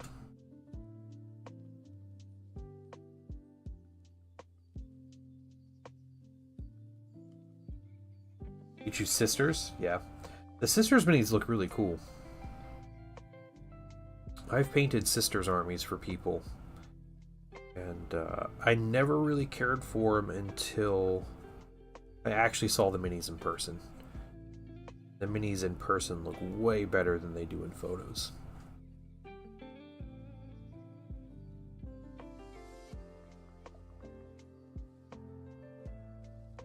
And the Repentia are super grimdark. The most like grimdark mini I feel like they make. Get Blood Angels, yeah, Blood Angels are cool. When you're about to get nice big revamp and a new codex. Hopefully doesn't play like poop, but you know, who knows? Who knows what the codex release is coming out.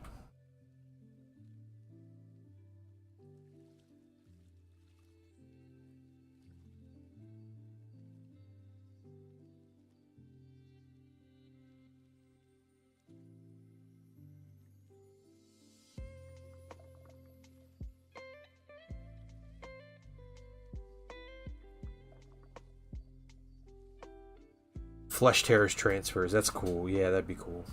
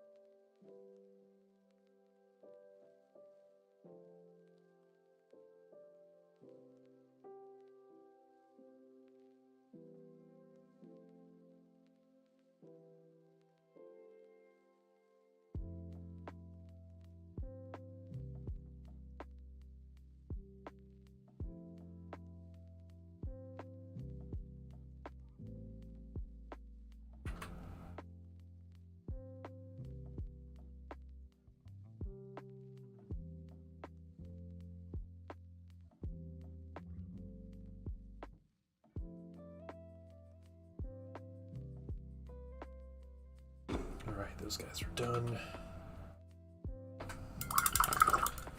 Get the next character here.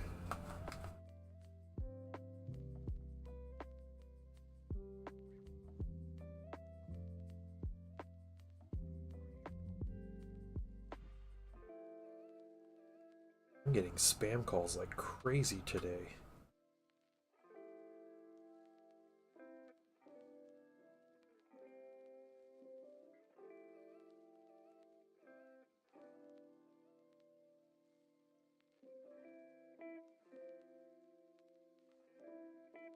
Our phone number is.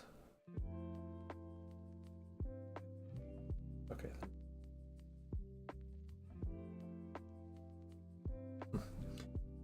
Hey, Professor Grimm. What's up?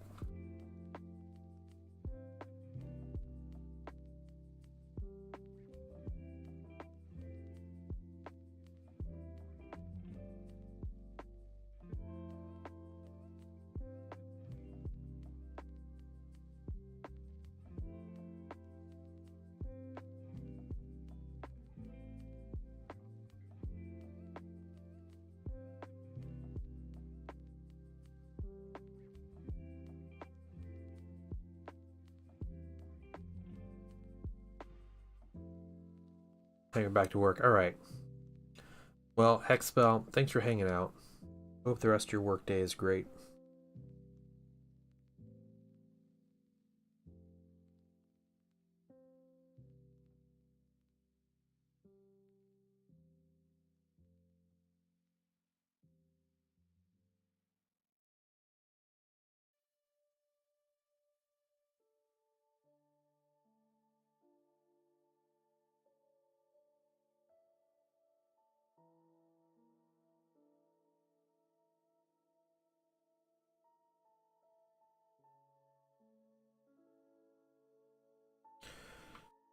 Doctor today, he took me out of work for today and tomorrow. Really? Just being sick?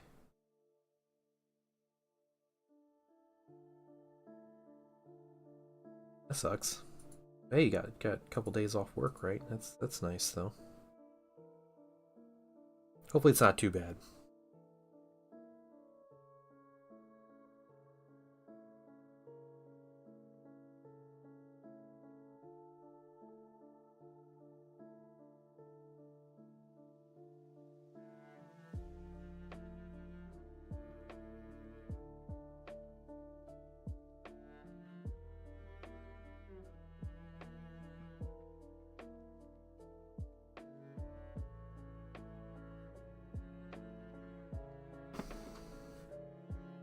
Physical? Okay, okay.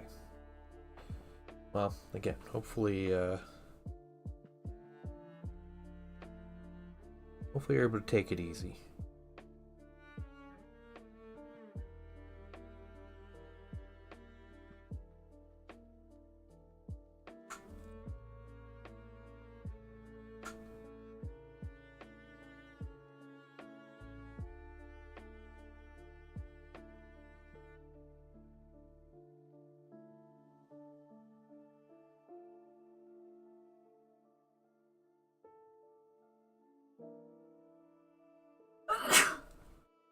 Bless you.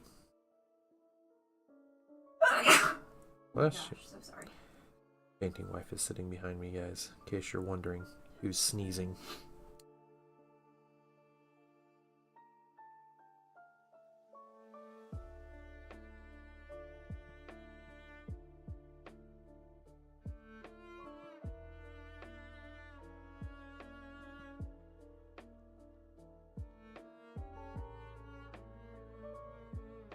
Bless Theo, painting wife.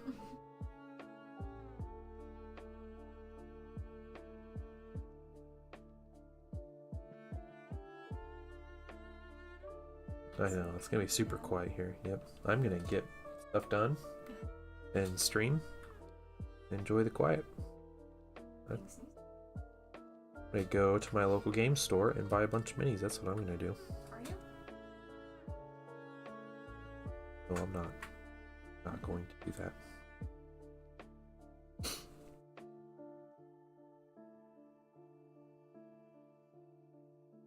I have a little to-do list for myself.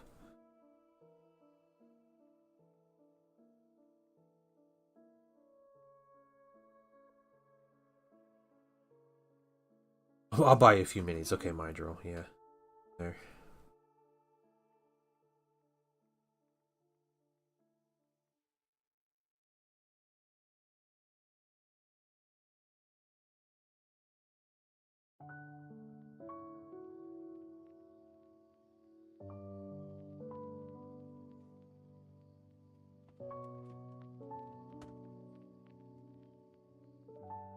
Okay, I think we got some on there. Let's get the next drone.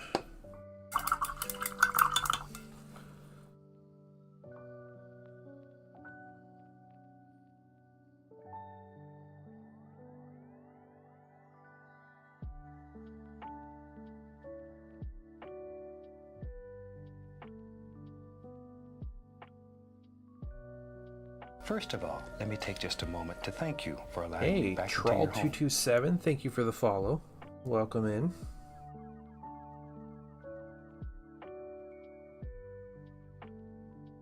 The dog has one mode. It's playtime. Playtime, yeah.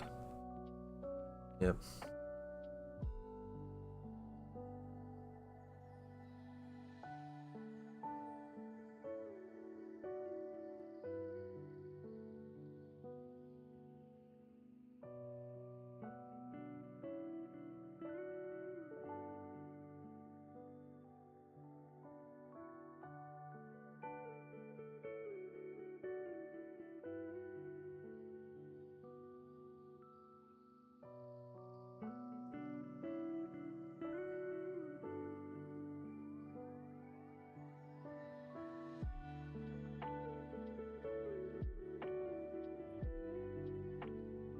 Did you see what mini they released in the most recent Dragon Trappers? No, I don't know what that is. No. What did they release?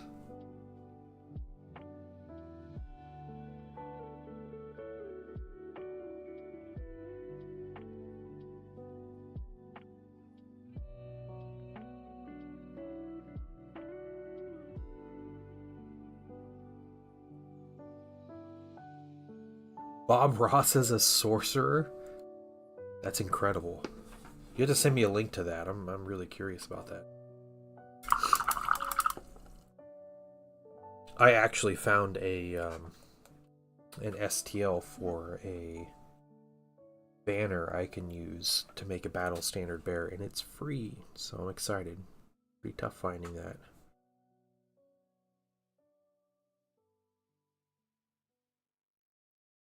Just need a good mini to hold the banner. I have one for like a vampire. If I want a vampire battle standard bear, I have that mini already.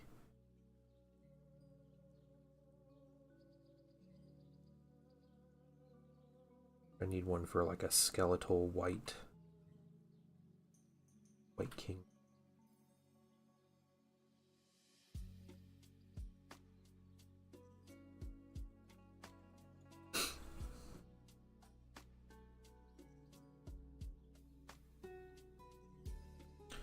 Yeah, you can post a link. Yeah.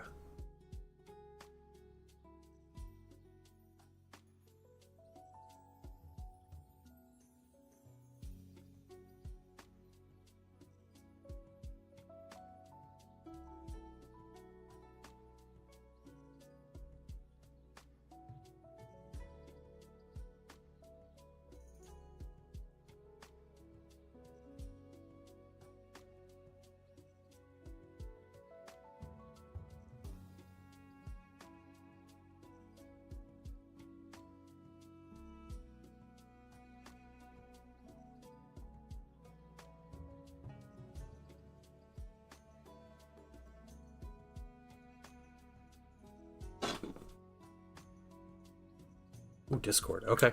Yeah, that's fine. That's fine right there. Let's take a look. Bob Ross Sorcerer.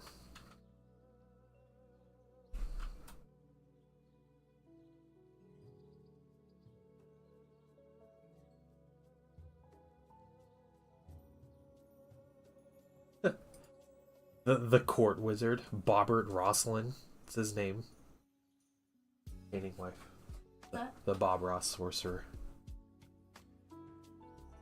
That's funny, yeah. That's great.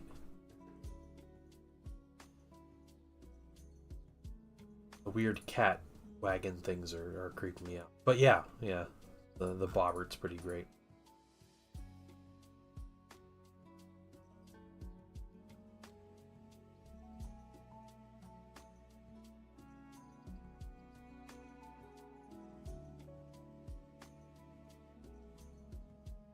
Cat bread bus. Alright, my mistake. Should have known.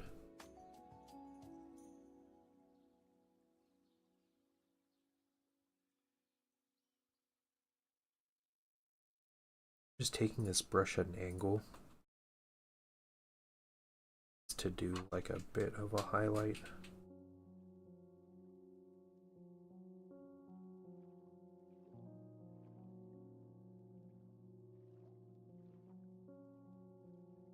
Crazy. I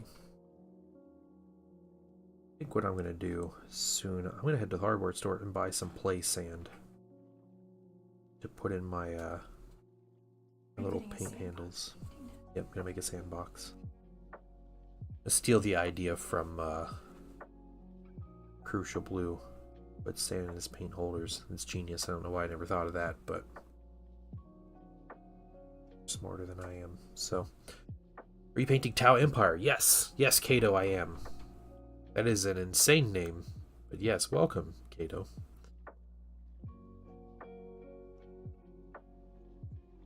Painting some Farsight Enclave.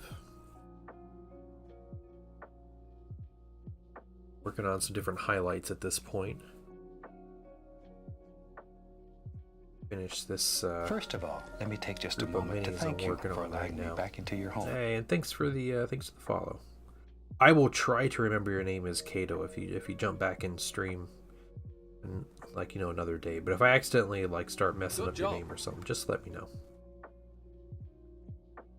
Hey, and thanks for the bits and the compliment. I appreciate that, guys.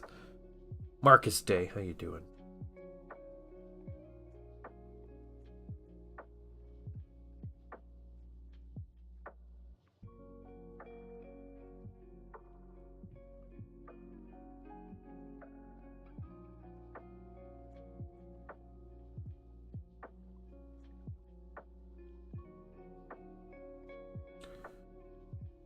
Okay, pretty simple stuff. We are on to the Breachers now. Sure, it's just the weapons.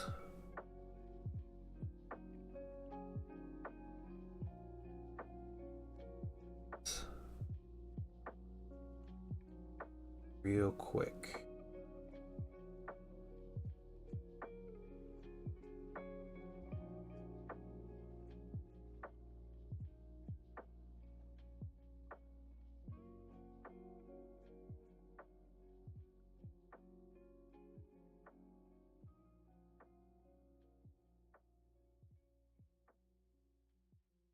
On these. Okay, cool. For me, it's night. All right. How you doing, Choach? The minis is Beholder Hydra. I attempt to find someone to print the whole thing. Okay, interesting. Beholder Hydra sounds cool. Probably saw it and didn't even notice what it was. Flipping through there.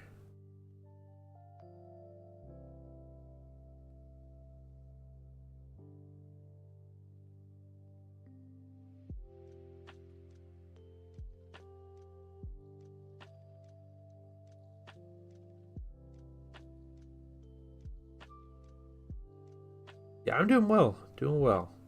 Making progress on these minis. I finished the main painting on a lot of those Solar Auxilia last night, so feeling good about that. I have one mini that was a test mini that I need to finish up. I had to alter his armor plate, and then I have the Commander mini. It'll be like the HQ choice that I have to paint, and then I have the bases. So the bases are all primed and base coated, so they're ready to go, and hopefully I will have 25-ish minis that I can put on the board on Saturday for a Horus Heresy game as allies to my my Thousand Suns Legion. Yeah. Just turning all kinds of people and using Auxilius Cultists. Nice. Those minis are so good looking though. I'm normally not a fan of like that, like steampunk kind of aesthetic. Like that weird like 1960s like spacesuit vibe, or 1950s spacesuit vibe or whatever, but I really like these minis. Psychic batteries get some action. Me too. I'll let you know. I think if so my opponent has another game scheduled and the guy like won't return messages, so if we end up playing, he said he's gonna play Alpha Legion with Auxilia allies. So we might get a nice kind of mixed battle going on, which will be really cool. Sun's mirror match last night, lost by 3 points. Voltage failed their free CP. That's disappointing. Maybe because you call them garbage boys. Might be why they failed. I guess.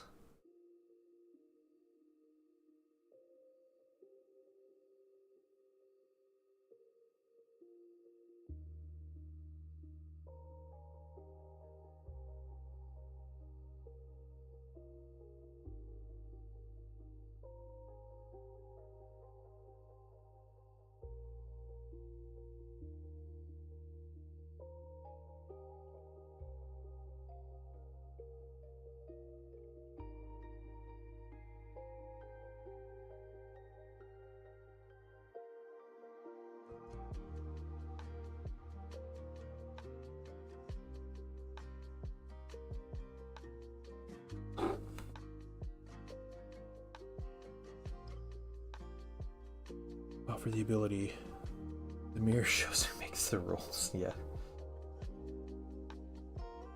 With you, I was rewatching Battlefield Earth the other night. What? That guy's come off the top. I've never seen Battlefield Earth.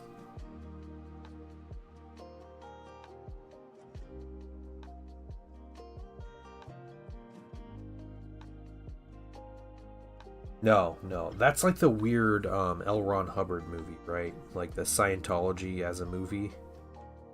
Isn't that Battlefield Earth? Yeah, okay.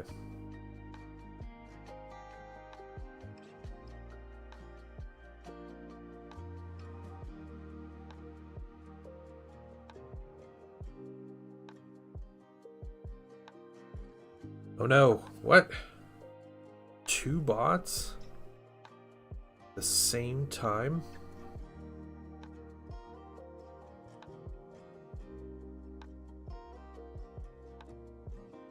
I'll ban you.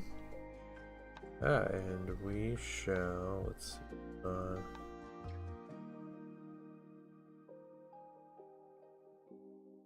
you.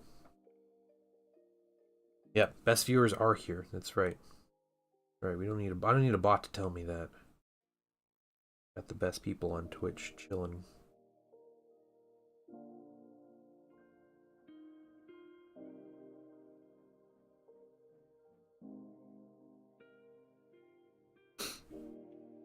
With the dreadlocks from oh no. That sounds bad.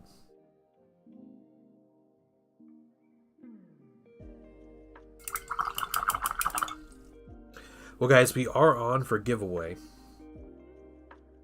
Beginning of September.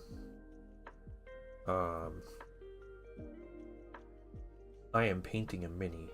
And right now, voting is open in the Patreon, so Patreon members get to vote on my color scheme for the mini that we're giving away. Patrons also get an entry, a bonus entry into the giveaway. Otherwise, well, you got plenty of time to get 3K points, Mydril. So you can enter in with channel points or being a Patreon member. You can enter multiple times. There's no limit how many times you can enter. So yes, there was one last month. Smago 10 was our winner for a bottle of Noosh acrylic weathering medium.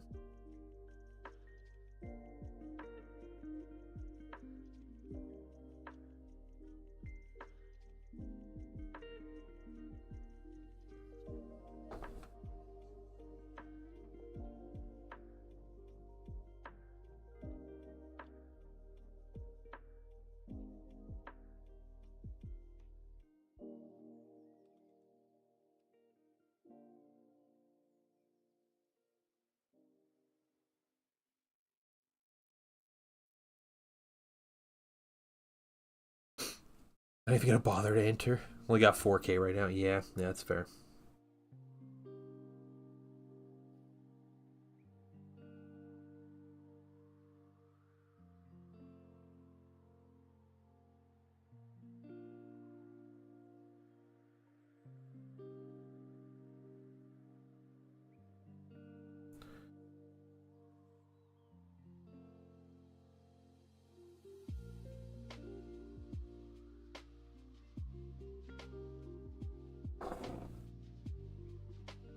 Oh my goodness.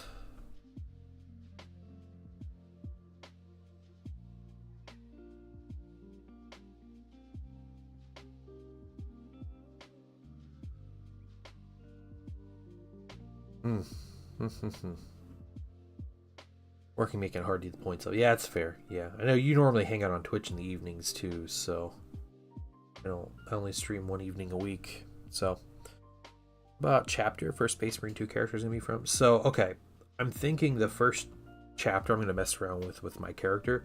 I'm not sure if like what color schemes are open. I know you have to like unlock different like colors and emblems and stuff. But I am going to shoot for Blood Ravens if I can.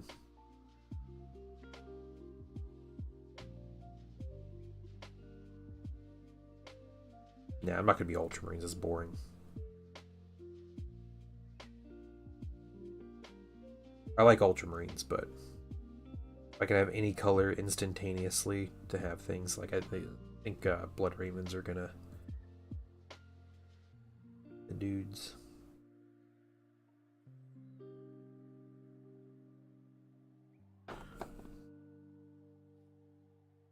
A loyal looking Thousand Sun. I mean, you can. I think they have like the Thousand Suns, like the rubric colors and stuff. But yeah, if I just did a straight up Thousand Sun, if they had like the emblems for them, if I could get a metallic red and like gold trim and stuff, that'd be cool.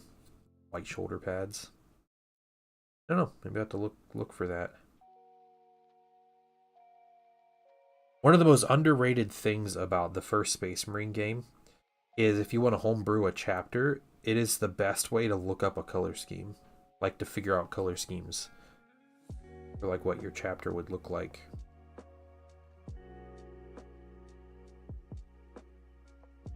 That was how I figured out my color scheme. It was Dawn of War, the original Dawn of War, when I made a originally collected Space Marines back in 2005 maybe. What I used.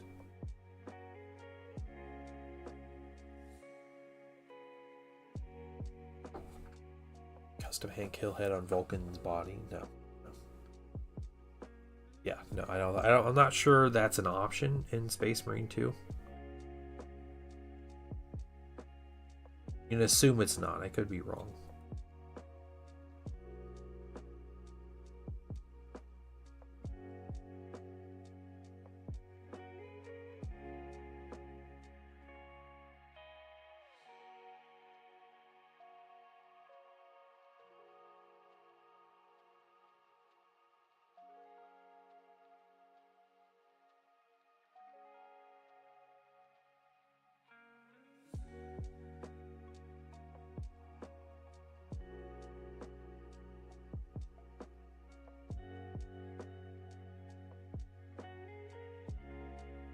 Save the civilians first. What are you doing? Yeah. What? That'd be funny if they did. I haven't heard about that guy in a long time. Corvus deserves better, though.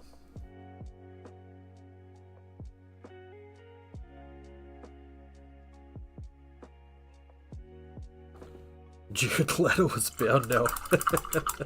Don't curse this show by putting Jared Leto in it. That's just not fair. Hope Henry would be smarter than that.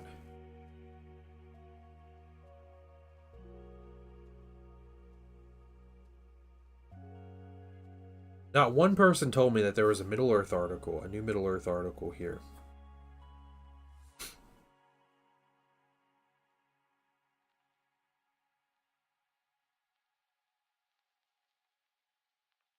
Okay, hold on. I gotta take a break. I gotta take a break here because I'm concerned. The entire core rules have been rewritten in an effort to streamline and modernize both the way the rules are presented in the game itself. I am scared now. Okay, it says, important thing to point out for those who among us who have been playing for many years, the new edition will still play like the game we all know and love. Okay, and it is Jay. It's Jay who's writing the new edition, so that's good. Yeah, let's screw it up. Yeah, it's the same developer who developed the last edition. Is what it looks like. Oh my gosh, that's a huge article. Okay, I can't read that right now, but I'm excited. Middle-earth, SPG.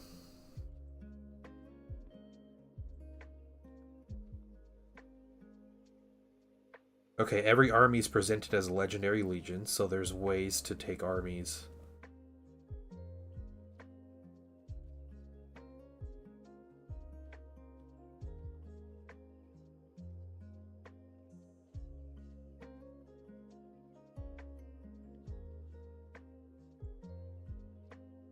Okay, hold on. Let's see. Regardless. Okay, models can carry whatever weapons they wish. It looks like they got rid of special strikes on weapons, which I'm cool with because they were lame. All right. Yep. When I found out there's new edition, you were there. Yeah. This is a big deal.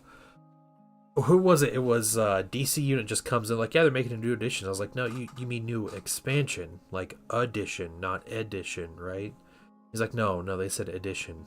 I was like, excuse me? What are you talking about? Okay. Should we give these guys like a little glowing eye? We can do that, right? Have the technology.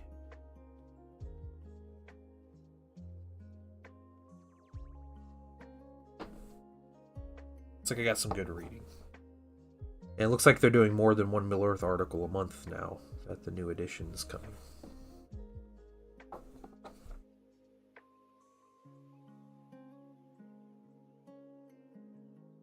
I was thinking the other day, I was like, man, I just need to start painting Middle-earth minis like every day on stream. I need to just put up a bunch of battle reports for Middle-earth. So, and then talk to GW and be like, hey, look. Come on, G-dubs. Notice me. Send me that new edition.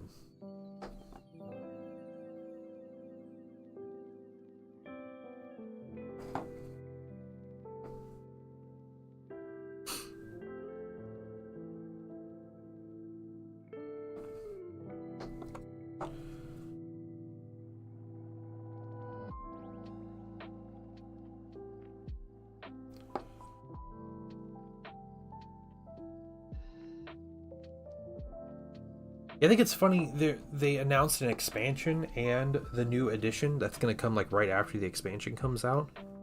It's like, what's the point? Like, no one's gonna buy that expansion book. That's worthless, right?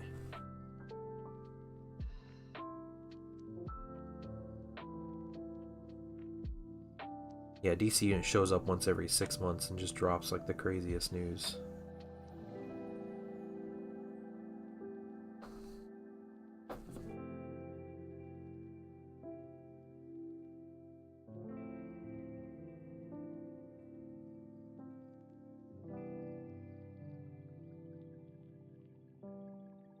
Yeah, they'll just send me a cease and desist order.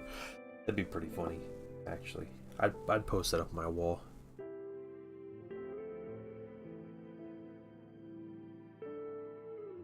It'll go right next to my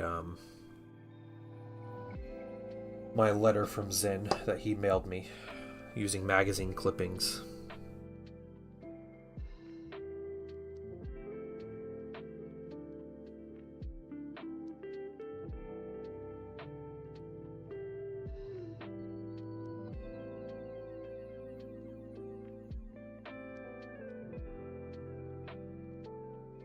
Drift Builder, yes, painting Tau. That's what we're painting today.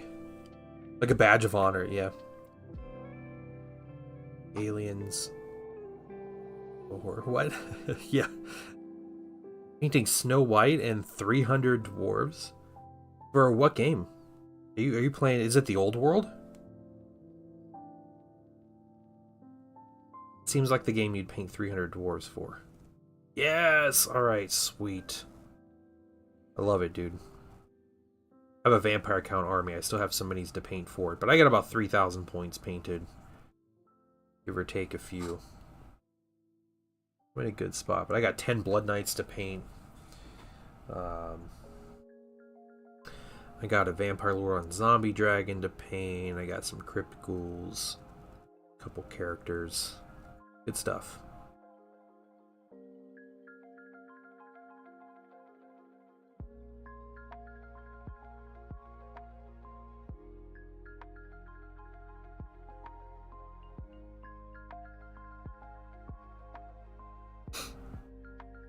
Time gets more and more crazy. Yeah. All core painted. Terrorgeist and Banshee are amazing. Yeah. So I don't own a Banshee, and I am so I'm very much I'm not like raining on anybody's parade with how they play the game, but I am very much trying to stay as a like casual player. So I have the Terrorgeist, but the Terrorgeist will certainly be like, before I schedule a game with someone, I'll be like, hey, is it okay if I bring my Terrorgeist? Because I have a painted Terrorgeist, and it hasn't seen the table yet, just because I've only played like 2 games of Old World. But I want a Banshee model just because I really like the Banshee model. It's very simple and old school, you know, because it is an actual Warhammer Fantasy mini back in the day. But yeah, the Wailing Dirge is really good. Yeah. It'd be fun to try like a Psychic Scream army. Like getting a Mortis engine eventually would be pretty cool. Knowing that they're just like that with the Necromancer on top is just brutal.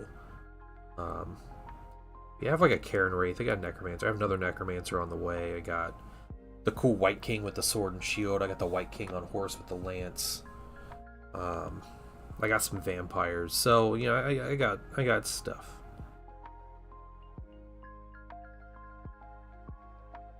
But yeah, dwarves are dwarves. I love Warhammer Fantasy dwarves. So them and Wood Elves are and Vampire Counts. Those are my 3 favorite like Warhammer Fantasy armies. The Empire is also super cool. I'm a big fan of the Empire too, just for like their aesthetic and style. Okay, something I'm gonna do though. First of all, let me take just a moment to thank you for allowing me. Hey, Itori-chan, thank you for the follow. Stretch, absolutely, I'll stretch. Let me get a drink of water too. How about that?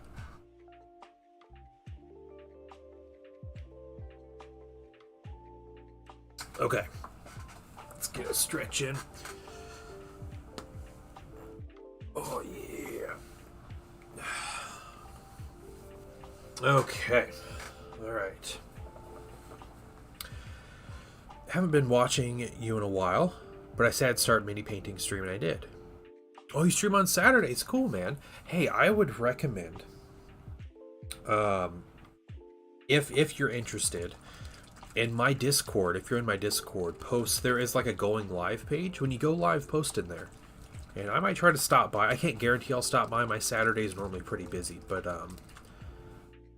yeah, I'll try to stop by and say hi, and maybe some people in the community will come by and say hi too, and check out your stream, hang out.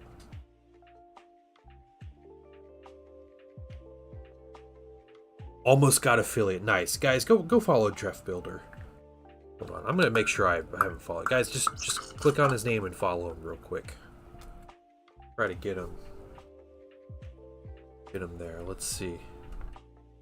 Let's see. Click on your name.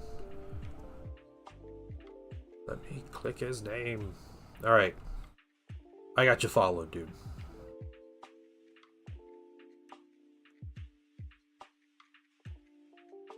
Very cool. You command, my lord. I am painting Tau right now for Warhammer 40k. They're more of a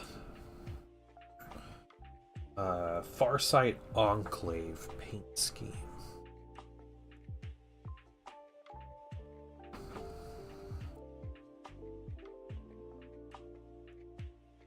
Hey, Groovy, what's going on?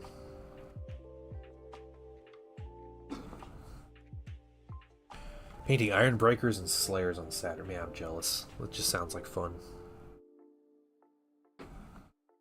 I'll get back to painting painting my Warhammer Fantasy stuff soon. Very soon. Get a better camera. Yeah. I understand. That's always the goal. I need a better camera too. I'm trying to sell an older like camcorder I have. And then I'm going to upgrade my camera, and then I'm going to sell this one. This guy right here is going to get is going to be sold. Yeah. That's my lens. My lens is really good for that. I'll be selling the whole thing cuz I have new stuff I want to get.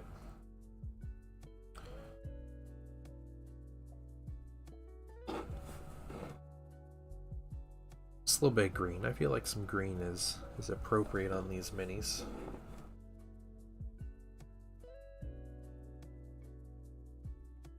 Yeah, it's kind of one of the things about painting like video content is you really do need a good like camera and lens.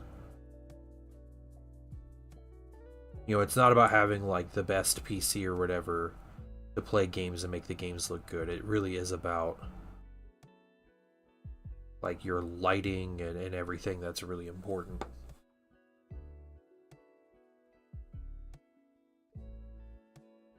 I don't know what mine is. I just have a straight up 50mm.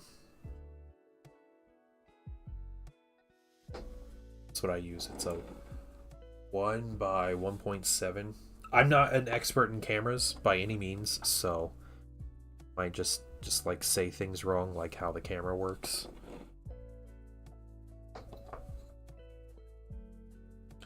Ending lately. Tomorrow, the end of LARP. Third campaign, the RPG of or LARP this month have been going for years. Oh wow, okay. Casual photographer. Yeah, yes. You probably know a lot more about this stuff than I do. Cool though. Good luck. Luck finding what you need. Just a little bit of green on everybody at least. Tie everyone together. I need to get this guy's cape. Get some hair in these little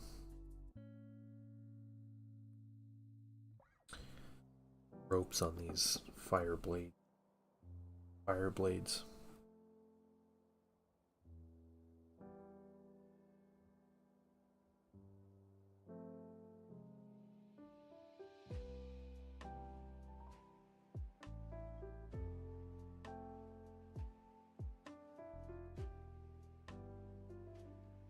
There we go. Yeah, a little splash of green is nice.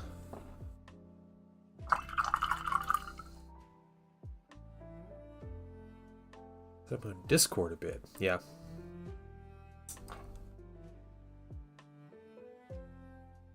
$920 don't want to play well together either. That's unfortunate. Okay. Burgundy.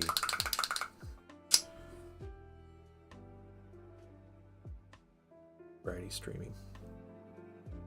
Nice. Yeah.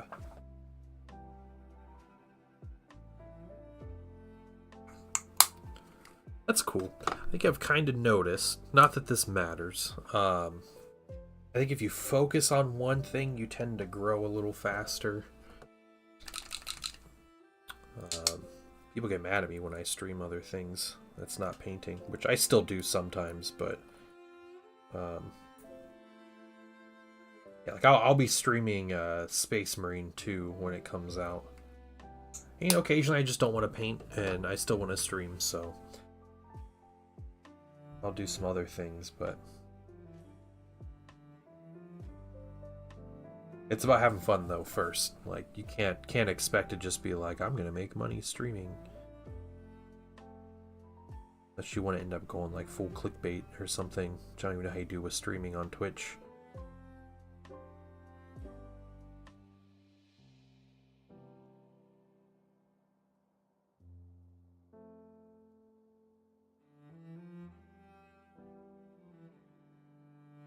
Good to mix things up. Yeah. You don't want to get burnt out doing the same thing over and over.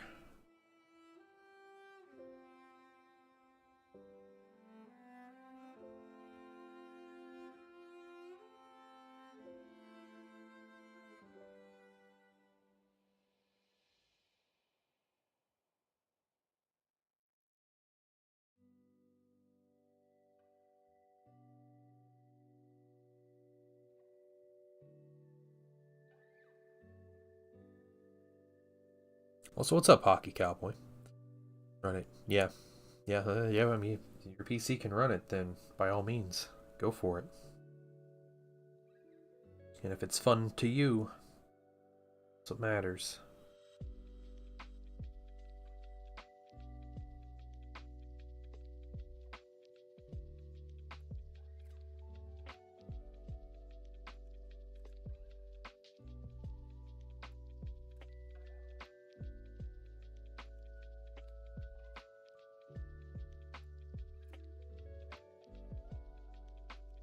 Been a hot minute. Yeah, it has. Yeah. No, it's great to see you, though. Really hope all has been well.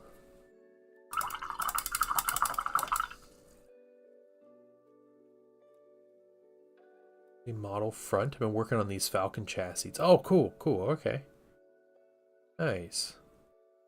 The old metallic. Yeah, okay. So I love the old Iron Breakers more than the new ones. The old metal ones, I think, were incredible looking. They're so simple, but like... Yeah, the new ones, I think, have too much flair. The old ones, man, you just paint them silver. Like, you put some cool designs on their shield, and they're great. But I think those fit with Iron Breakers. Yeah.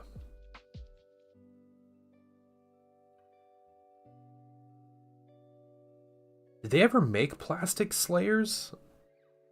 Aside from like the Age of Sigmar minis, I don't even know if they ever made plastic Slayers.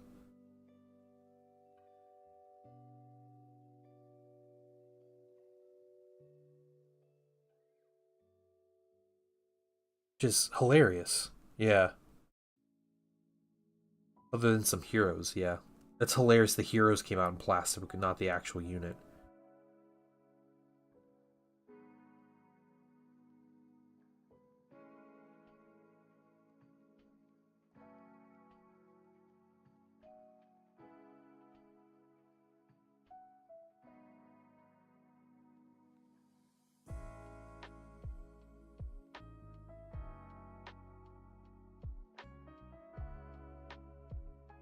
First of all, let me take just a moment to thank you for allowing me back into your home. Hey, Actual Kawa, welcome. And hello to you. I hope you're having a great day. Chilling and painting right now. What I do, though.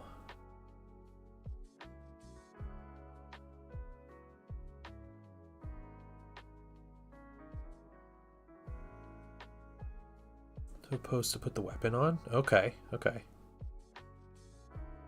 Interesting. Interesting, Groovy. Kind of like that cape how it is.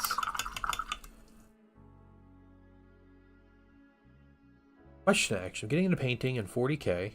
Decided to start Tyranids. I'm a little overwhelmed. Did I make a mistake starting Tyranids the first army? No, I don't think you did. There are some armies I would not recommend people to make as their first army, and Tyranids aren't necessarily one of them. So I don't think you're totally like in the wrong doing that. The biggest thing about painting an army, Kawa, is do you like the minis and can you tolerate painting an entire army of them? Because with basically every army you get, I think most people would agree that it gets to be a bit of a chore regardless of what you're doing. And it ends up being like, what can you kind of tolerate doing? Which sounds bad. It's a really fun hobby, and I don't mean to like make it sound like you're not gonna have any fun painting your army, because you will. Like it just pick something you think is cool outside of just like the rules are really good for these. That's the biggest thing. If you think your army is awesome, if you have a good color scheme that you like, you'll find the motivation to continue it. Painting an army anyway is a daunting task. So there's maybe one army out there, and I don't even know if Necrons I'd consider like even super easy to paint an entire army, but like painting an entire army it's a big project. What is overwhelming you? Do you have like a specific idea of what is overwhelming? Dirty metal hammers. Yeah, you got the old Medal of Doom. I remember that the Anvil of Doom. Sorry, yeah, the Anvil of Doom. Old metal one. It was like had the actual the furnace and everything. That was great. Because round. Okay, all right. Oh, nice, Groovy. That's really cool. Hey, Smago. Elves, nice. What elves you painting, Smago?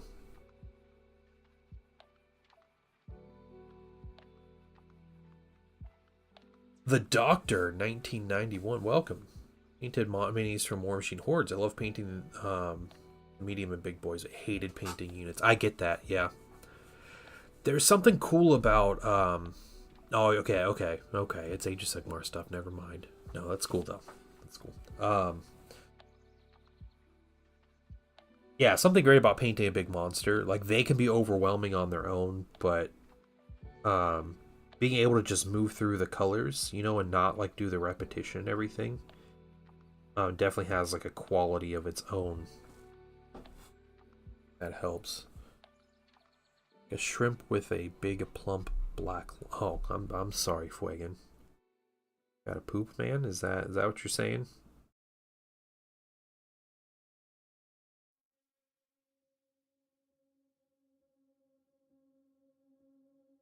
Go for it, dude. I'm not here to stop you.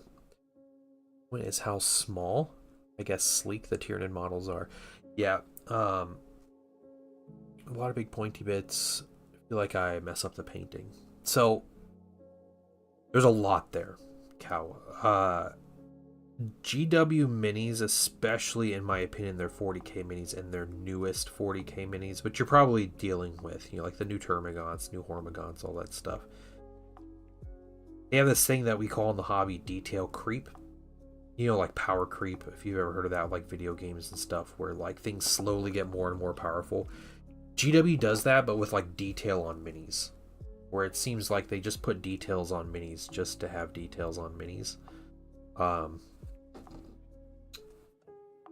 What I would recommend, here's my recommendation for quick Tyranid painting. First of all, what color scheme are you using for your Tyranids? That's important, because I can help you get this done real quick, or a lot quicker. Probably need 2 or 3 colors, and that's it.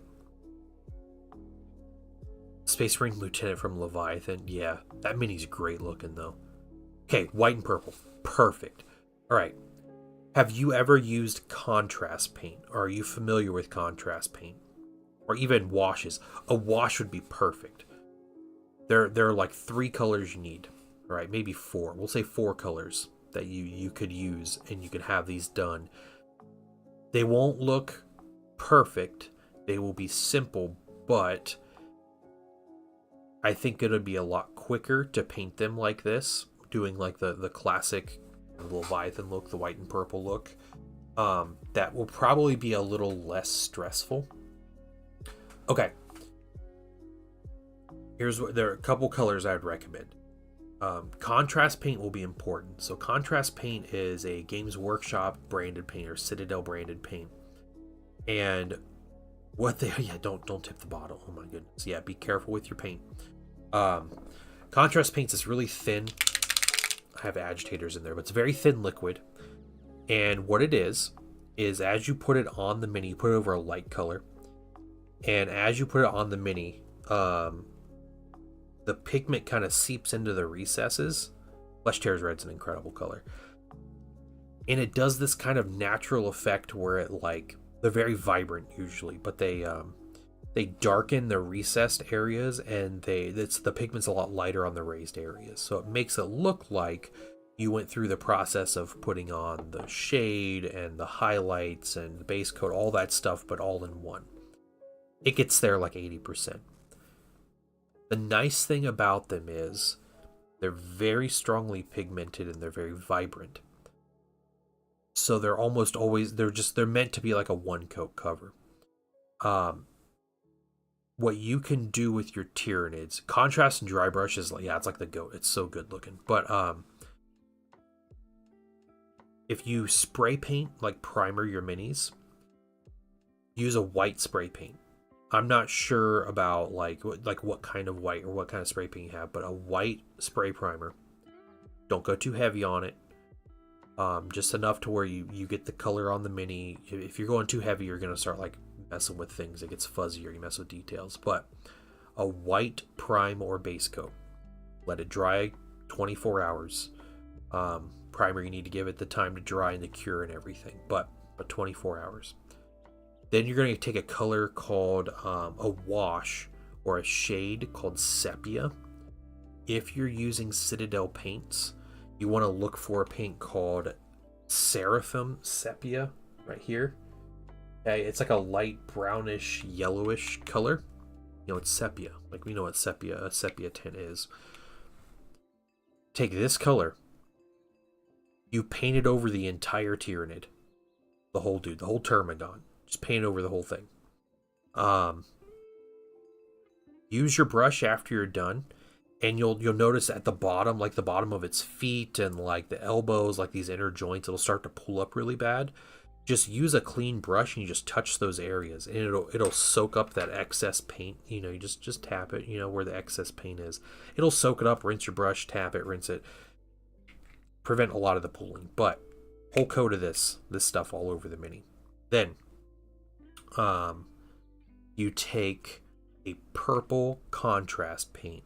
I don't have a lot of purple contrast paints that I could compare, but there's some that are better than others. I know there's one called Leviathan Purple, but I know that one is very strong and doesn't have much of a contrast effect. But look online for purple contrast paints, figure out what kind of works. You take that purple contrast paint and you carefully paint that over the chitin, the chitin, the shell of the mini. All those armor plates.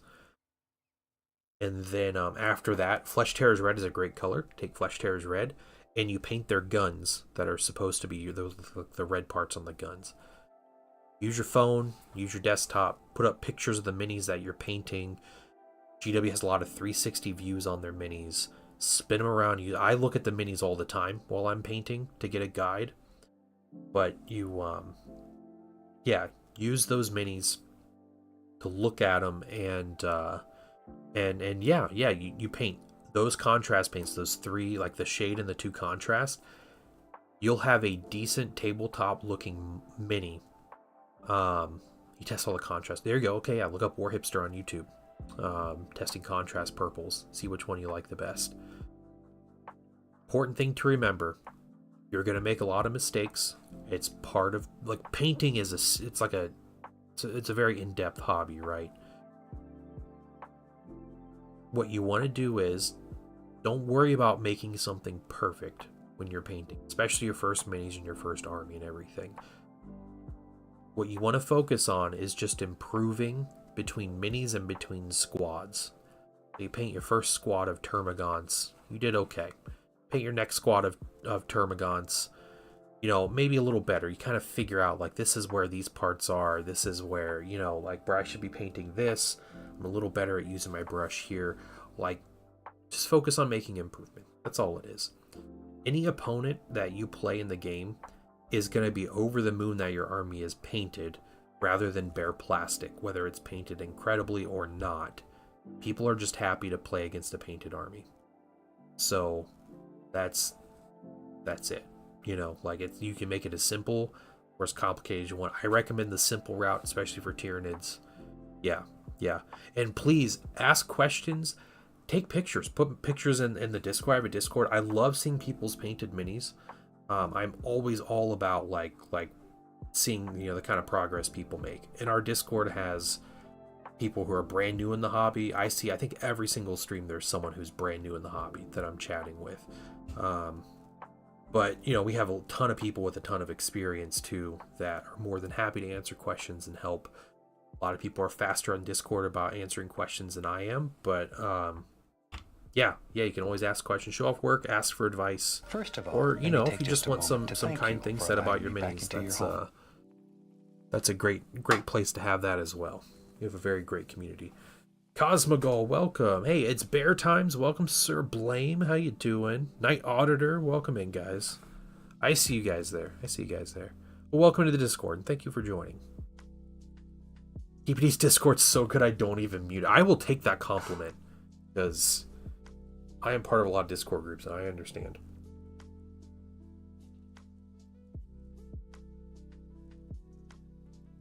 Brand new AdMech player. There we go. See, now that is an army. I feel like, you know, I have never painted an AdMech mini. Never. AdMech's been an army since I don't know. But I've been in this hobby for 25 years almost at this point, and I paint commissions full time. Never once painted an AdMech mini. I might get some Mechanica minis for 30k when they come out, but yeah, I don't know about AdMech. I don't know about all that. All right, let's I'm simple with doing a little bit of detail here.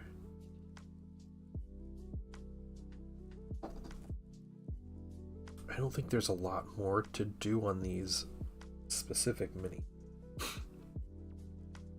Your own journey. Yeah, that's right. Yeah. My auditor is like full of advice and wisdom here.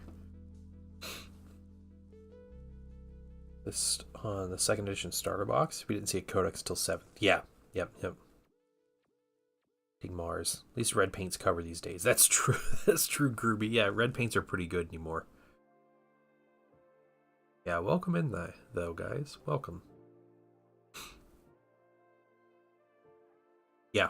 We have a lot of new people, and again, like there are a ton of encouraging people, and one of the ways, so I kind of stepped out of the painting side of the hobby. I was playing a lot of like Star Wars games that don't require painting minis much or anything, and when Star Wars Legion came out, I kind of stepped back into painting, and then Middle Earth came out with their new edition, and I like really got it. I was like, I'm going to collect an army and paint it and everything.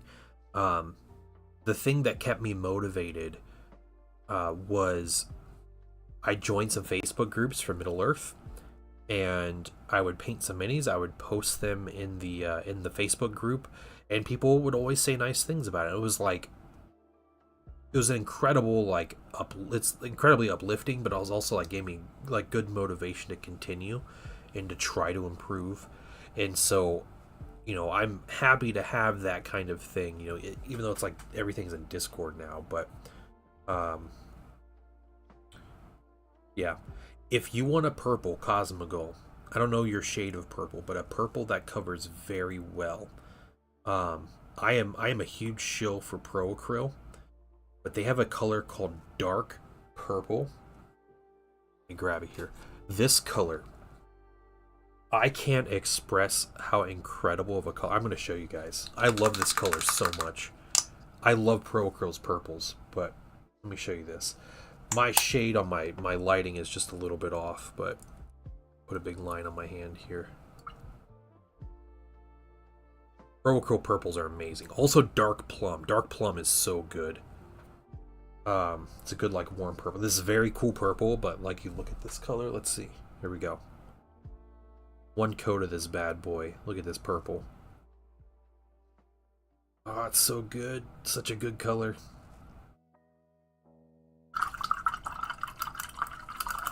Yeah. This is a one coat cover purple. And then Dark Plum, just because I'm going to paint on my hand some more. Dark Plum's another great one. It's a lot warmer. Already been distracted from painting by Dragon Age. Did the new Dragon Age come out? Or is it like coming out?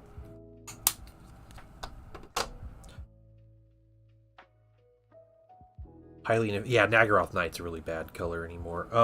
Dark Plum here is a little warmer, and you can see this is Dark Plum. I use Dark Plum in my own my Thousand Suns color scheme, my Heresy Thousand Suns. So Dark Plum, oh my god, this color. I don't know what it is about Dark Plum, but this color, yeah, is just amazing. So a couple really good purples, but they have a purple. Royal Purple is also amazing. It doesn't cover quite as well, but like this is a very vibrant purple, and I think it might be in the Discord. I painted a mini with this vibrant purple recently. I did, yeah. So if you're in the Discord and you go to Stream Progress, I post in there frequently. I'm really bad about that, but I painted an Emperor's Children Rhino for Heresy, and that color that I painted that Rhino, the base color is Royal Purple with some dry brushing over it, but Royal Purple is an amazing purple color. I'll be painting, most likely be painting a lot more Emperor's Children eventually, but yeah, I love these purple colors. Just, yeah, they're so good. Release date trailer dropped like 10 minutes ago. Okay. Yeah. GW colors are great when you're getting into the hobby. But if anyone's ever going to ask me to recommend paint, it's going to be Pro Acryl. Because their paints, the quality of Pro Acryl paint and the price is just beyond GW. In pretty much every way. Yes, these guys are nice and simple. There's nothing too complicated about these guys. What I can do, let's see. That's what I can do.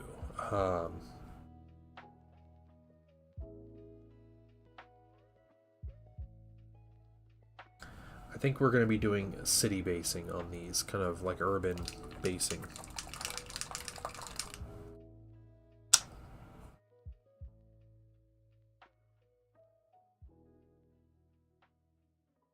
Put base color on their basing. That's what we'll do.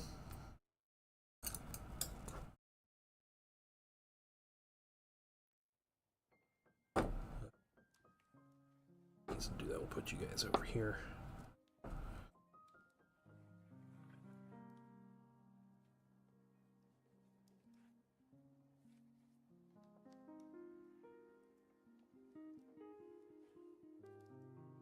I think I'm going to use some base ready on these just to make it a little easier.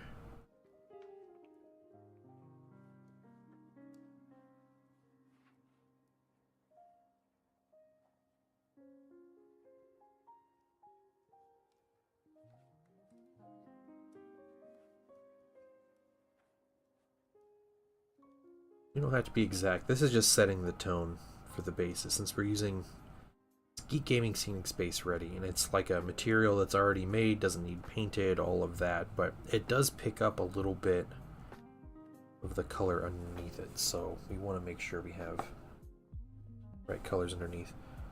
I disagree. Okay, that's fair, sir. I think the thing about it being good for beginners is that it's present in the place where people are buying their miniatures. And I don't know, they teach you how to thin your paints, right? Because you need to thin them. I don't thin my Procro paints when I put them on a wet palette. How good these paints are. Which was a weird thing to learn.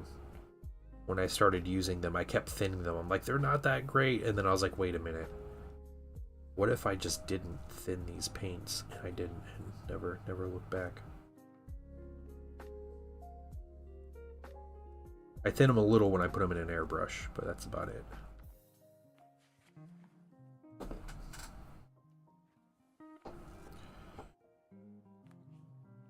Yeah, so I hope I answered some questions. Again, if you have more, you can ask while I'm live here, or if I'm not, ask in the Discord. We have like a hobby advice channel, or you're posting pictures of minis you're working on, you got questions, you can always ask in the Whips channel or something. So you paints in the brush you're using. Yep. Yeah, every brand of paint is different, and there's like a little bit of a learning curve for every paint. Yeah, so it's kind of like, yeah, the personality, I think, is a great way of putting it. They all have different properties. What paint tastes the best? You know, I have to admit, I do not eat or drink my paint. Mainly because I pay for that stuff. That's an expensive snack.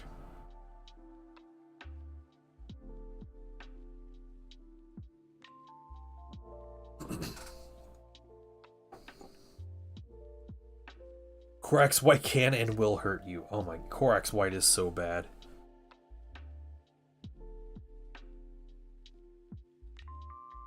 I have some big problems with Army Painter colors as well. Which is funny because I talk about Army Painter not frequently anymore, but the topic comes up and I express my opinions about Army Painter, which I have very, very few good opinions about Army Painter. And I remember at one point I was like, well, maybe I should, like, I emailed them like, hey, I kind of want to see if I can join your affiliate program. You know, like, I would like to try some paints out, like a lot of their paints, and get a good try, because I kept buying stuff and it kept being terrible. And they emailed me back like, hey, we watched your stream and, you know, we don't think it's going to be good at this time. I was like, oh, whoops. Probably should have thought about them actually watching my stream, and I'm being honest about their products.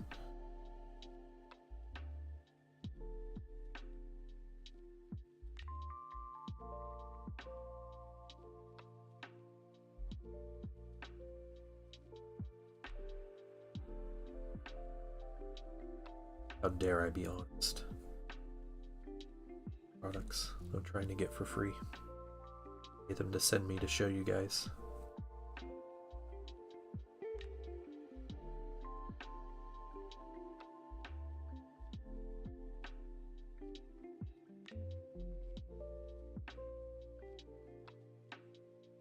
Nuln Oil tastes the best. Okay.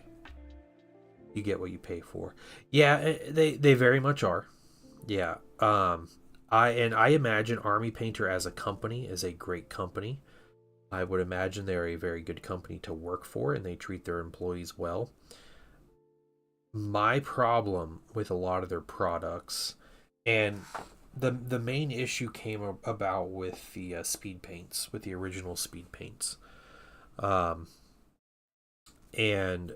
the problem with the original speed paints were you would, like, they were okay. Or at best, they were an okay kind of contrast paint. But what happened was there were a couple colors where they told you what the color was, like the name of the color, and they showed you the picture of like the color in the triad kind of thing. And then you would put the color on the mini, and it would be absolutely nothing like what the picture shows. I think it was it Sand Golem? Was that the one? Sand Golem is a bright, vibrant orange. It is not sand colored at all. It is a bright orange. And it made me so mad. And to where I just stopped using all of their stuff for a while. Well, the 2.0 stuff came out and everybody's like, yeah, Army Painter 2.0 is this, you know, it's all really good and everything.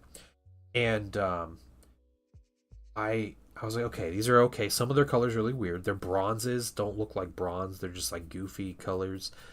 But I was like, that's fine. You know, I got a bunch. I tested them out. Um, I bought a color because I was painting. I have been salty about it for years. Yeah, it's because Army Painter comes up as a topic, and this is my thing. Um, they have a color called Rigor Mortis, and I looked at the color and I was like, this color is perfect because I was painting some ghouls. I was like, I need some ghouls for my vampire counts, and so I was like, this is perfect. They show the triad on the picture. I could see settled at the bottom was some like green, like pale green pigment. I wanted and the color described itself as a pale gray green, I think is the actual description. Because like if you can't tell what the model is from the color is from the name, they describe it on the bottom. I was like, that's really cool. That's really nifty. All right, pale green gray, greenish gray, or grayish green, or whatever. That's so perfect for like fantasy ghouls. Like, let's do it. All right.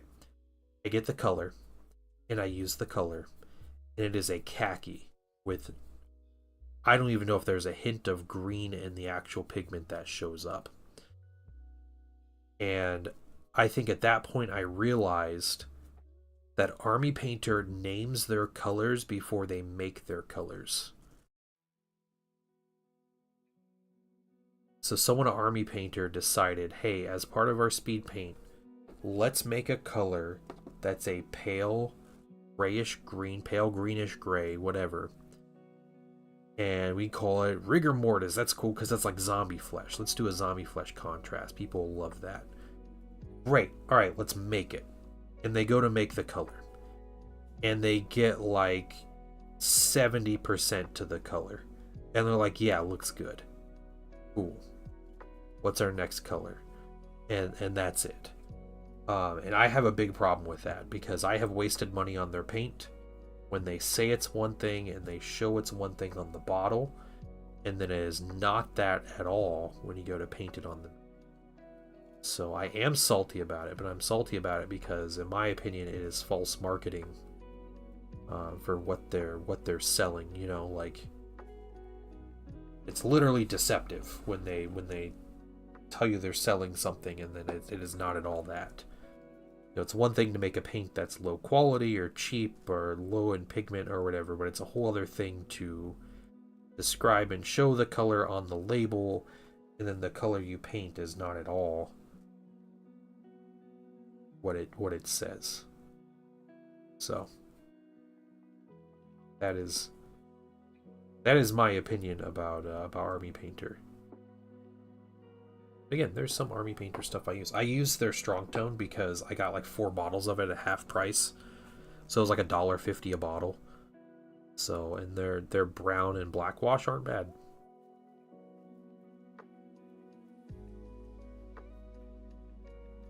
Space Marines blue. I mean green. Yeah. Could you imagine like GW making Ultramarines blue and it comes out as like a reddish green or something ridiculous?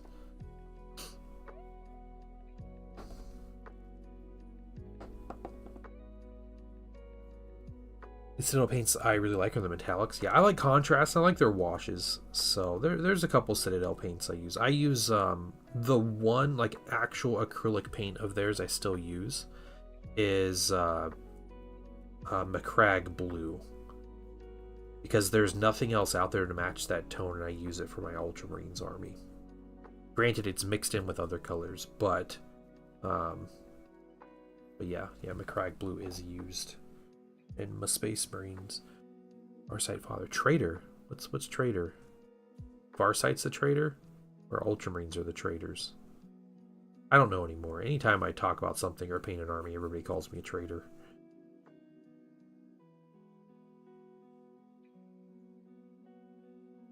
Oh, Farsight is. Okay.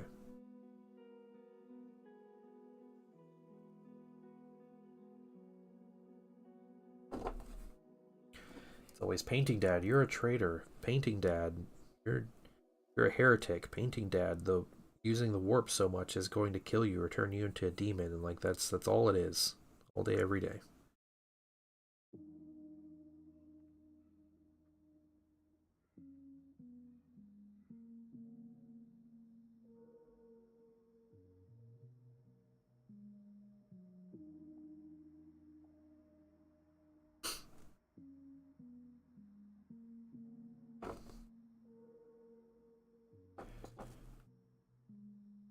Becoming the painting. The painting spawn, yeah.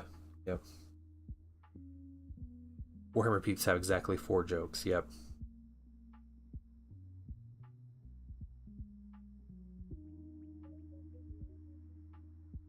What am I just calling everything heresy?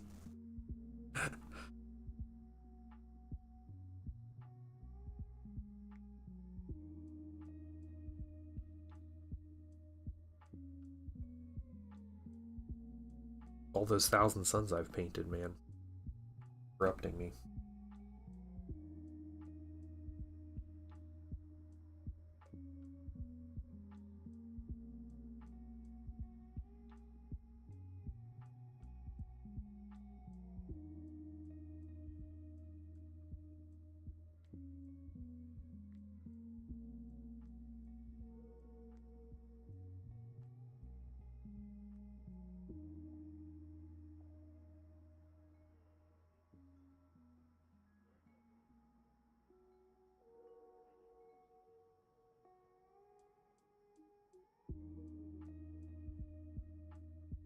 Tired of the alien race pretending to be part of their race. Yeah. Yep. Man, I remember the old Tau lore. There was nothing about ethereals using mind control.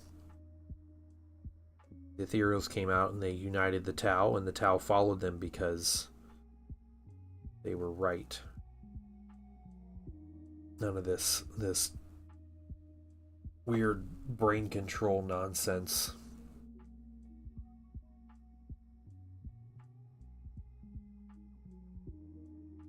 Yeah, it wasn't grimdark enough. Yeah. I know. Tau were so cool back in the day. They also laughed at other races having giant mechanical monstrosities when they're like, yeah, we got a broadside suit, it can deal with that. That was about it. Like, we just make better guns to go on the platforms we have.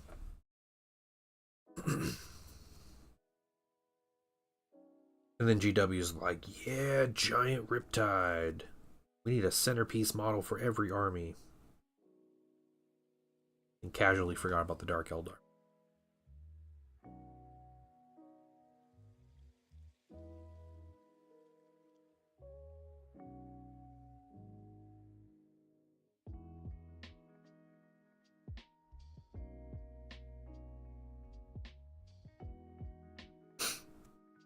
Yep.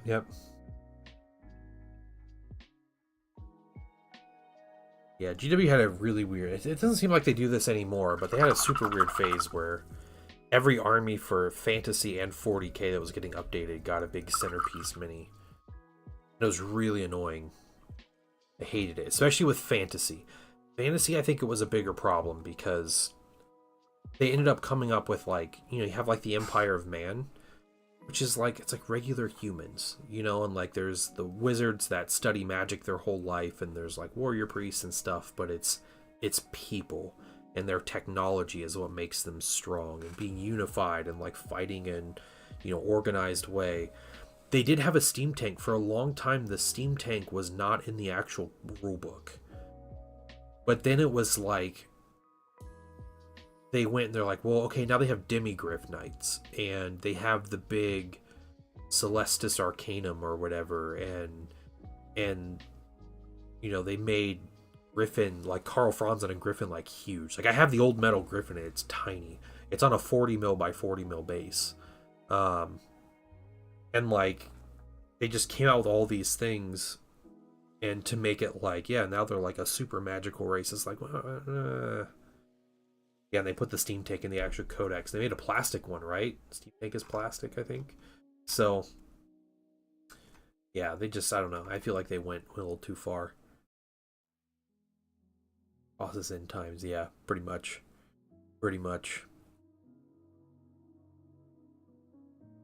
Got those bases done. I think this weekend, what I'm going to be doing is I'm going to be spending some time getting started on this gentleman right here.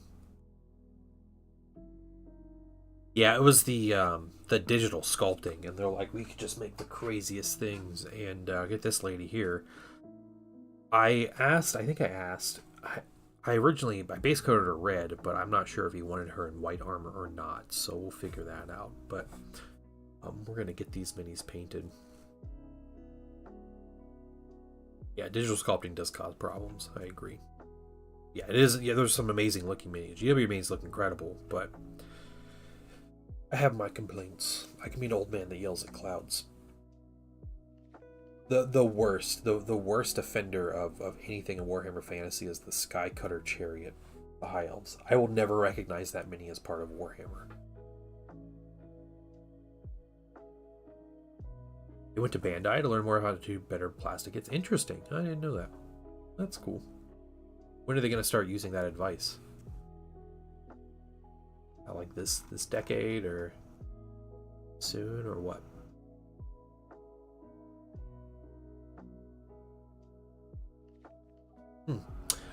So here's what we're gonna do, guys. That should join the Enclave. Well, she can, so we'll see. She just wakes up and she's like, "Oh, I'm here now." We're gonna call the stream there. I will be. Let's see. I'll be back Sunday night. We'll be doing it's 9 p.m. Eastern Daylight. Sunday night we'll be painting some minis, probably some of my own stuff, and yeah, that's what we'll be doing Sunday, and then we'll be on for a full week, Tuesday through Thursday next week. Normal streams. We'll be continuing the Tau, finishing them up, and hopefully starting some old world minis, some greenskins. So should be a lot of fun. But thank you guys for coming to hang out. I want to give a special thank you to all the patrons who sign up and are, they're supporting me, and I think the most efficient way of supporting what I do. I really appreciate you guys, and it really does mean a lot that you guys are there and that you're supporting me every month and helping me pick out this giveaway mini and the color scheme that goes with it. So thank you guys very much. Thank you for all the new follows today and all the subs and everything. It's great to see you guys. Great to meet all the new people in the stream today. And yeah, I will see you guys on Sunday evening. Bye, everybody.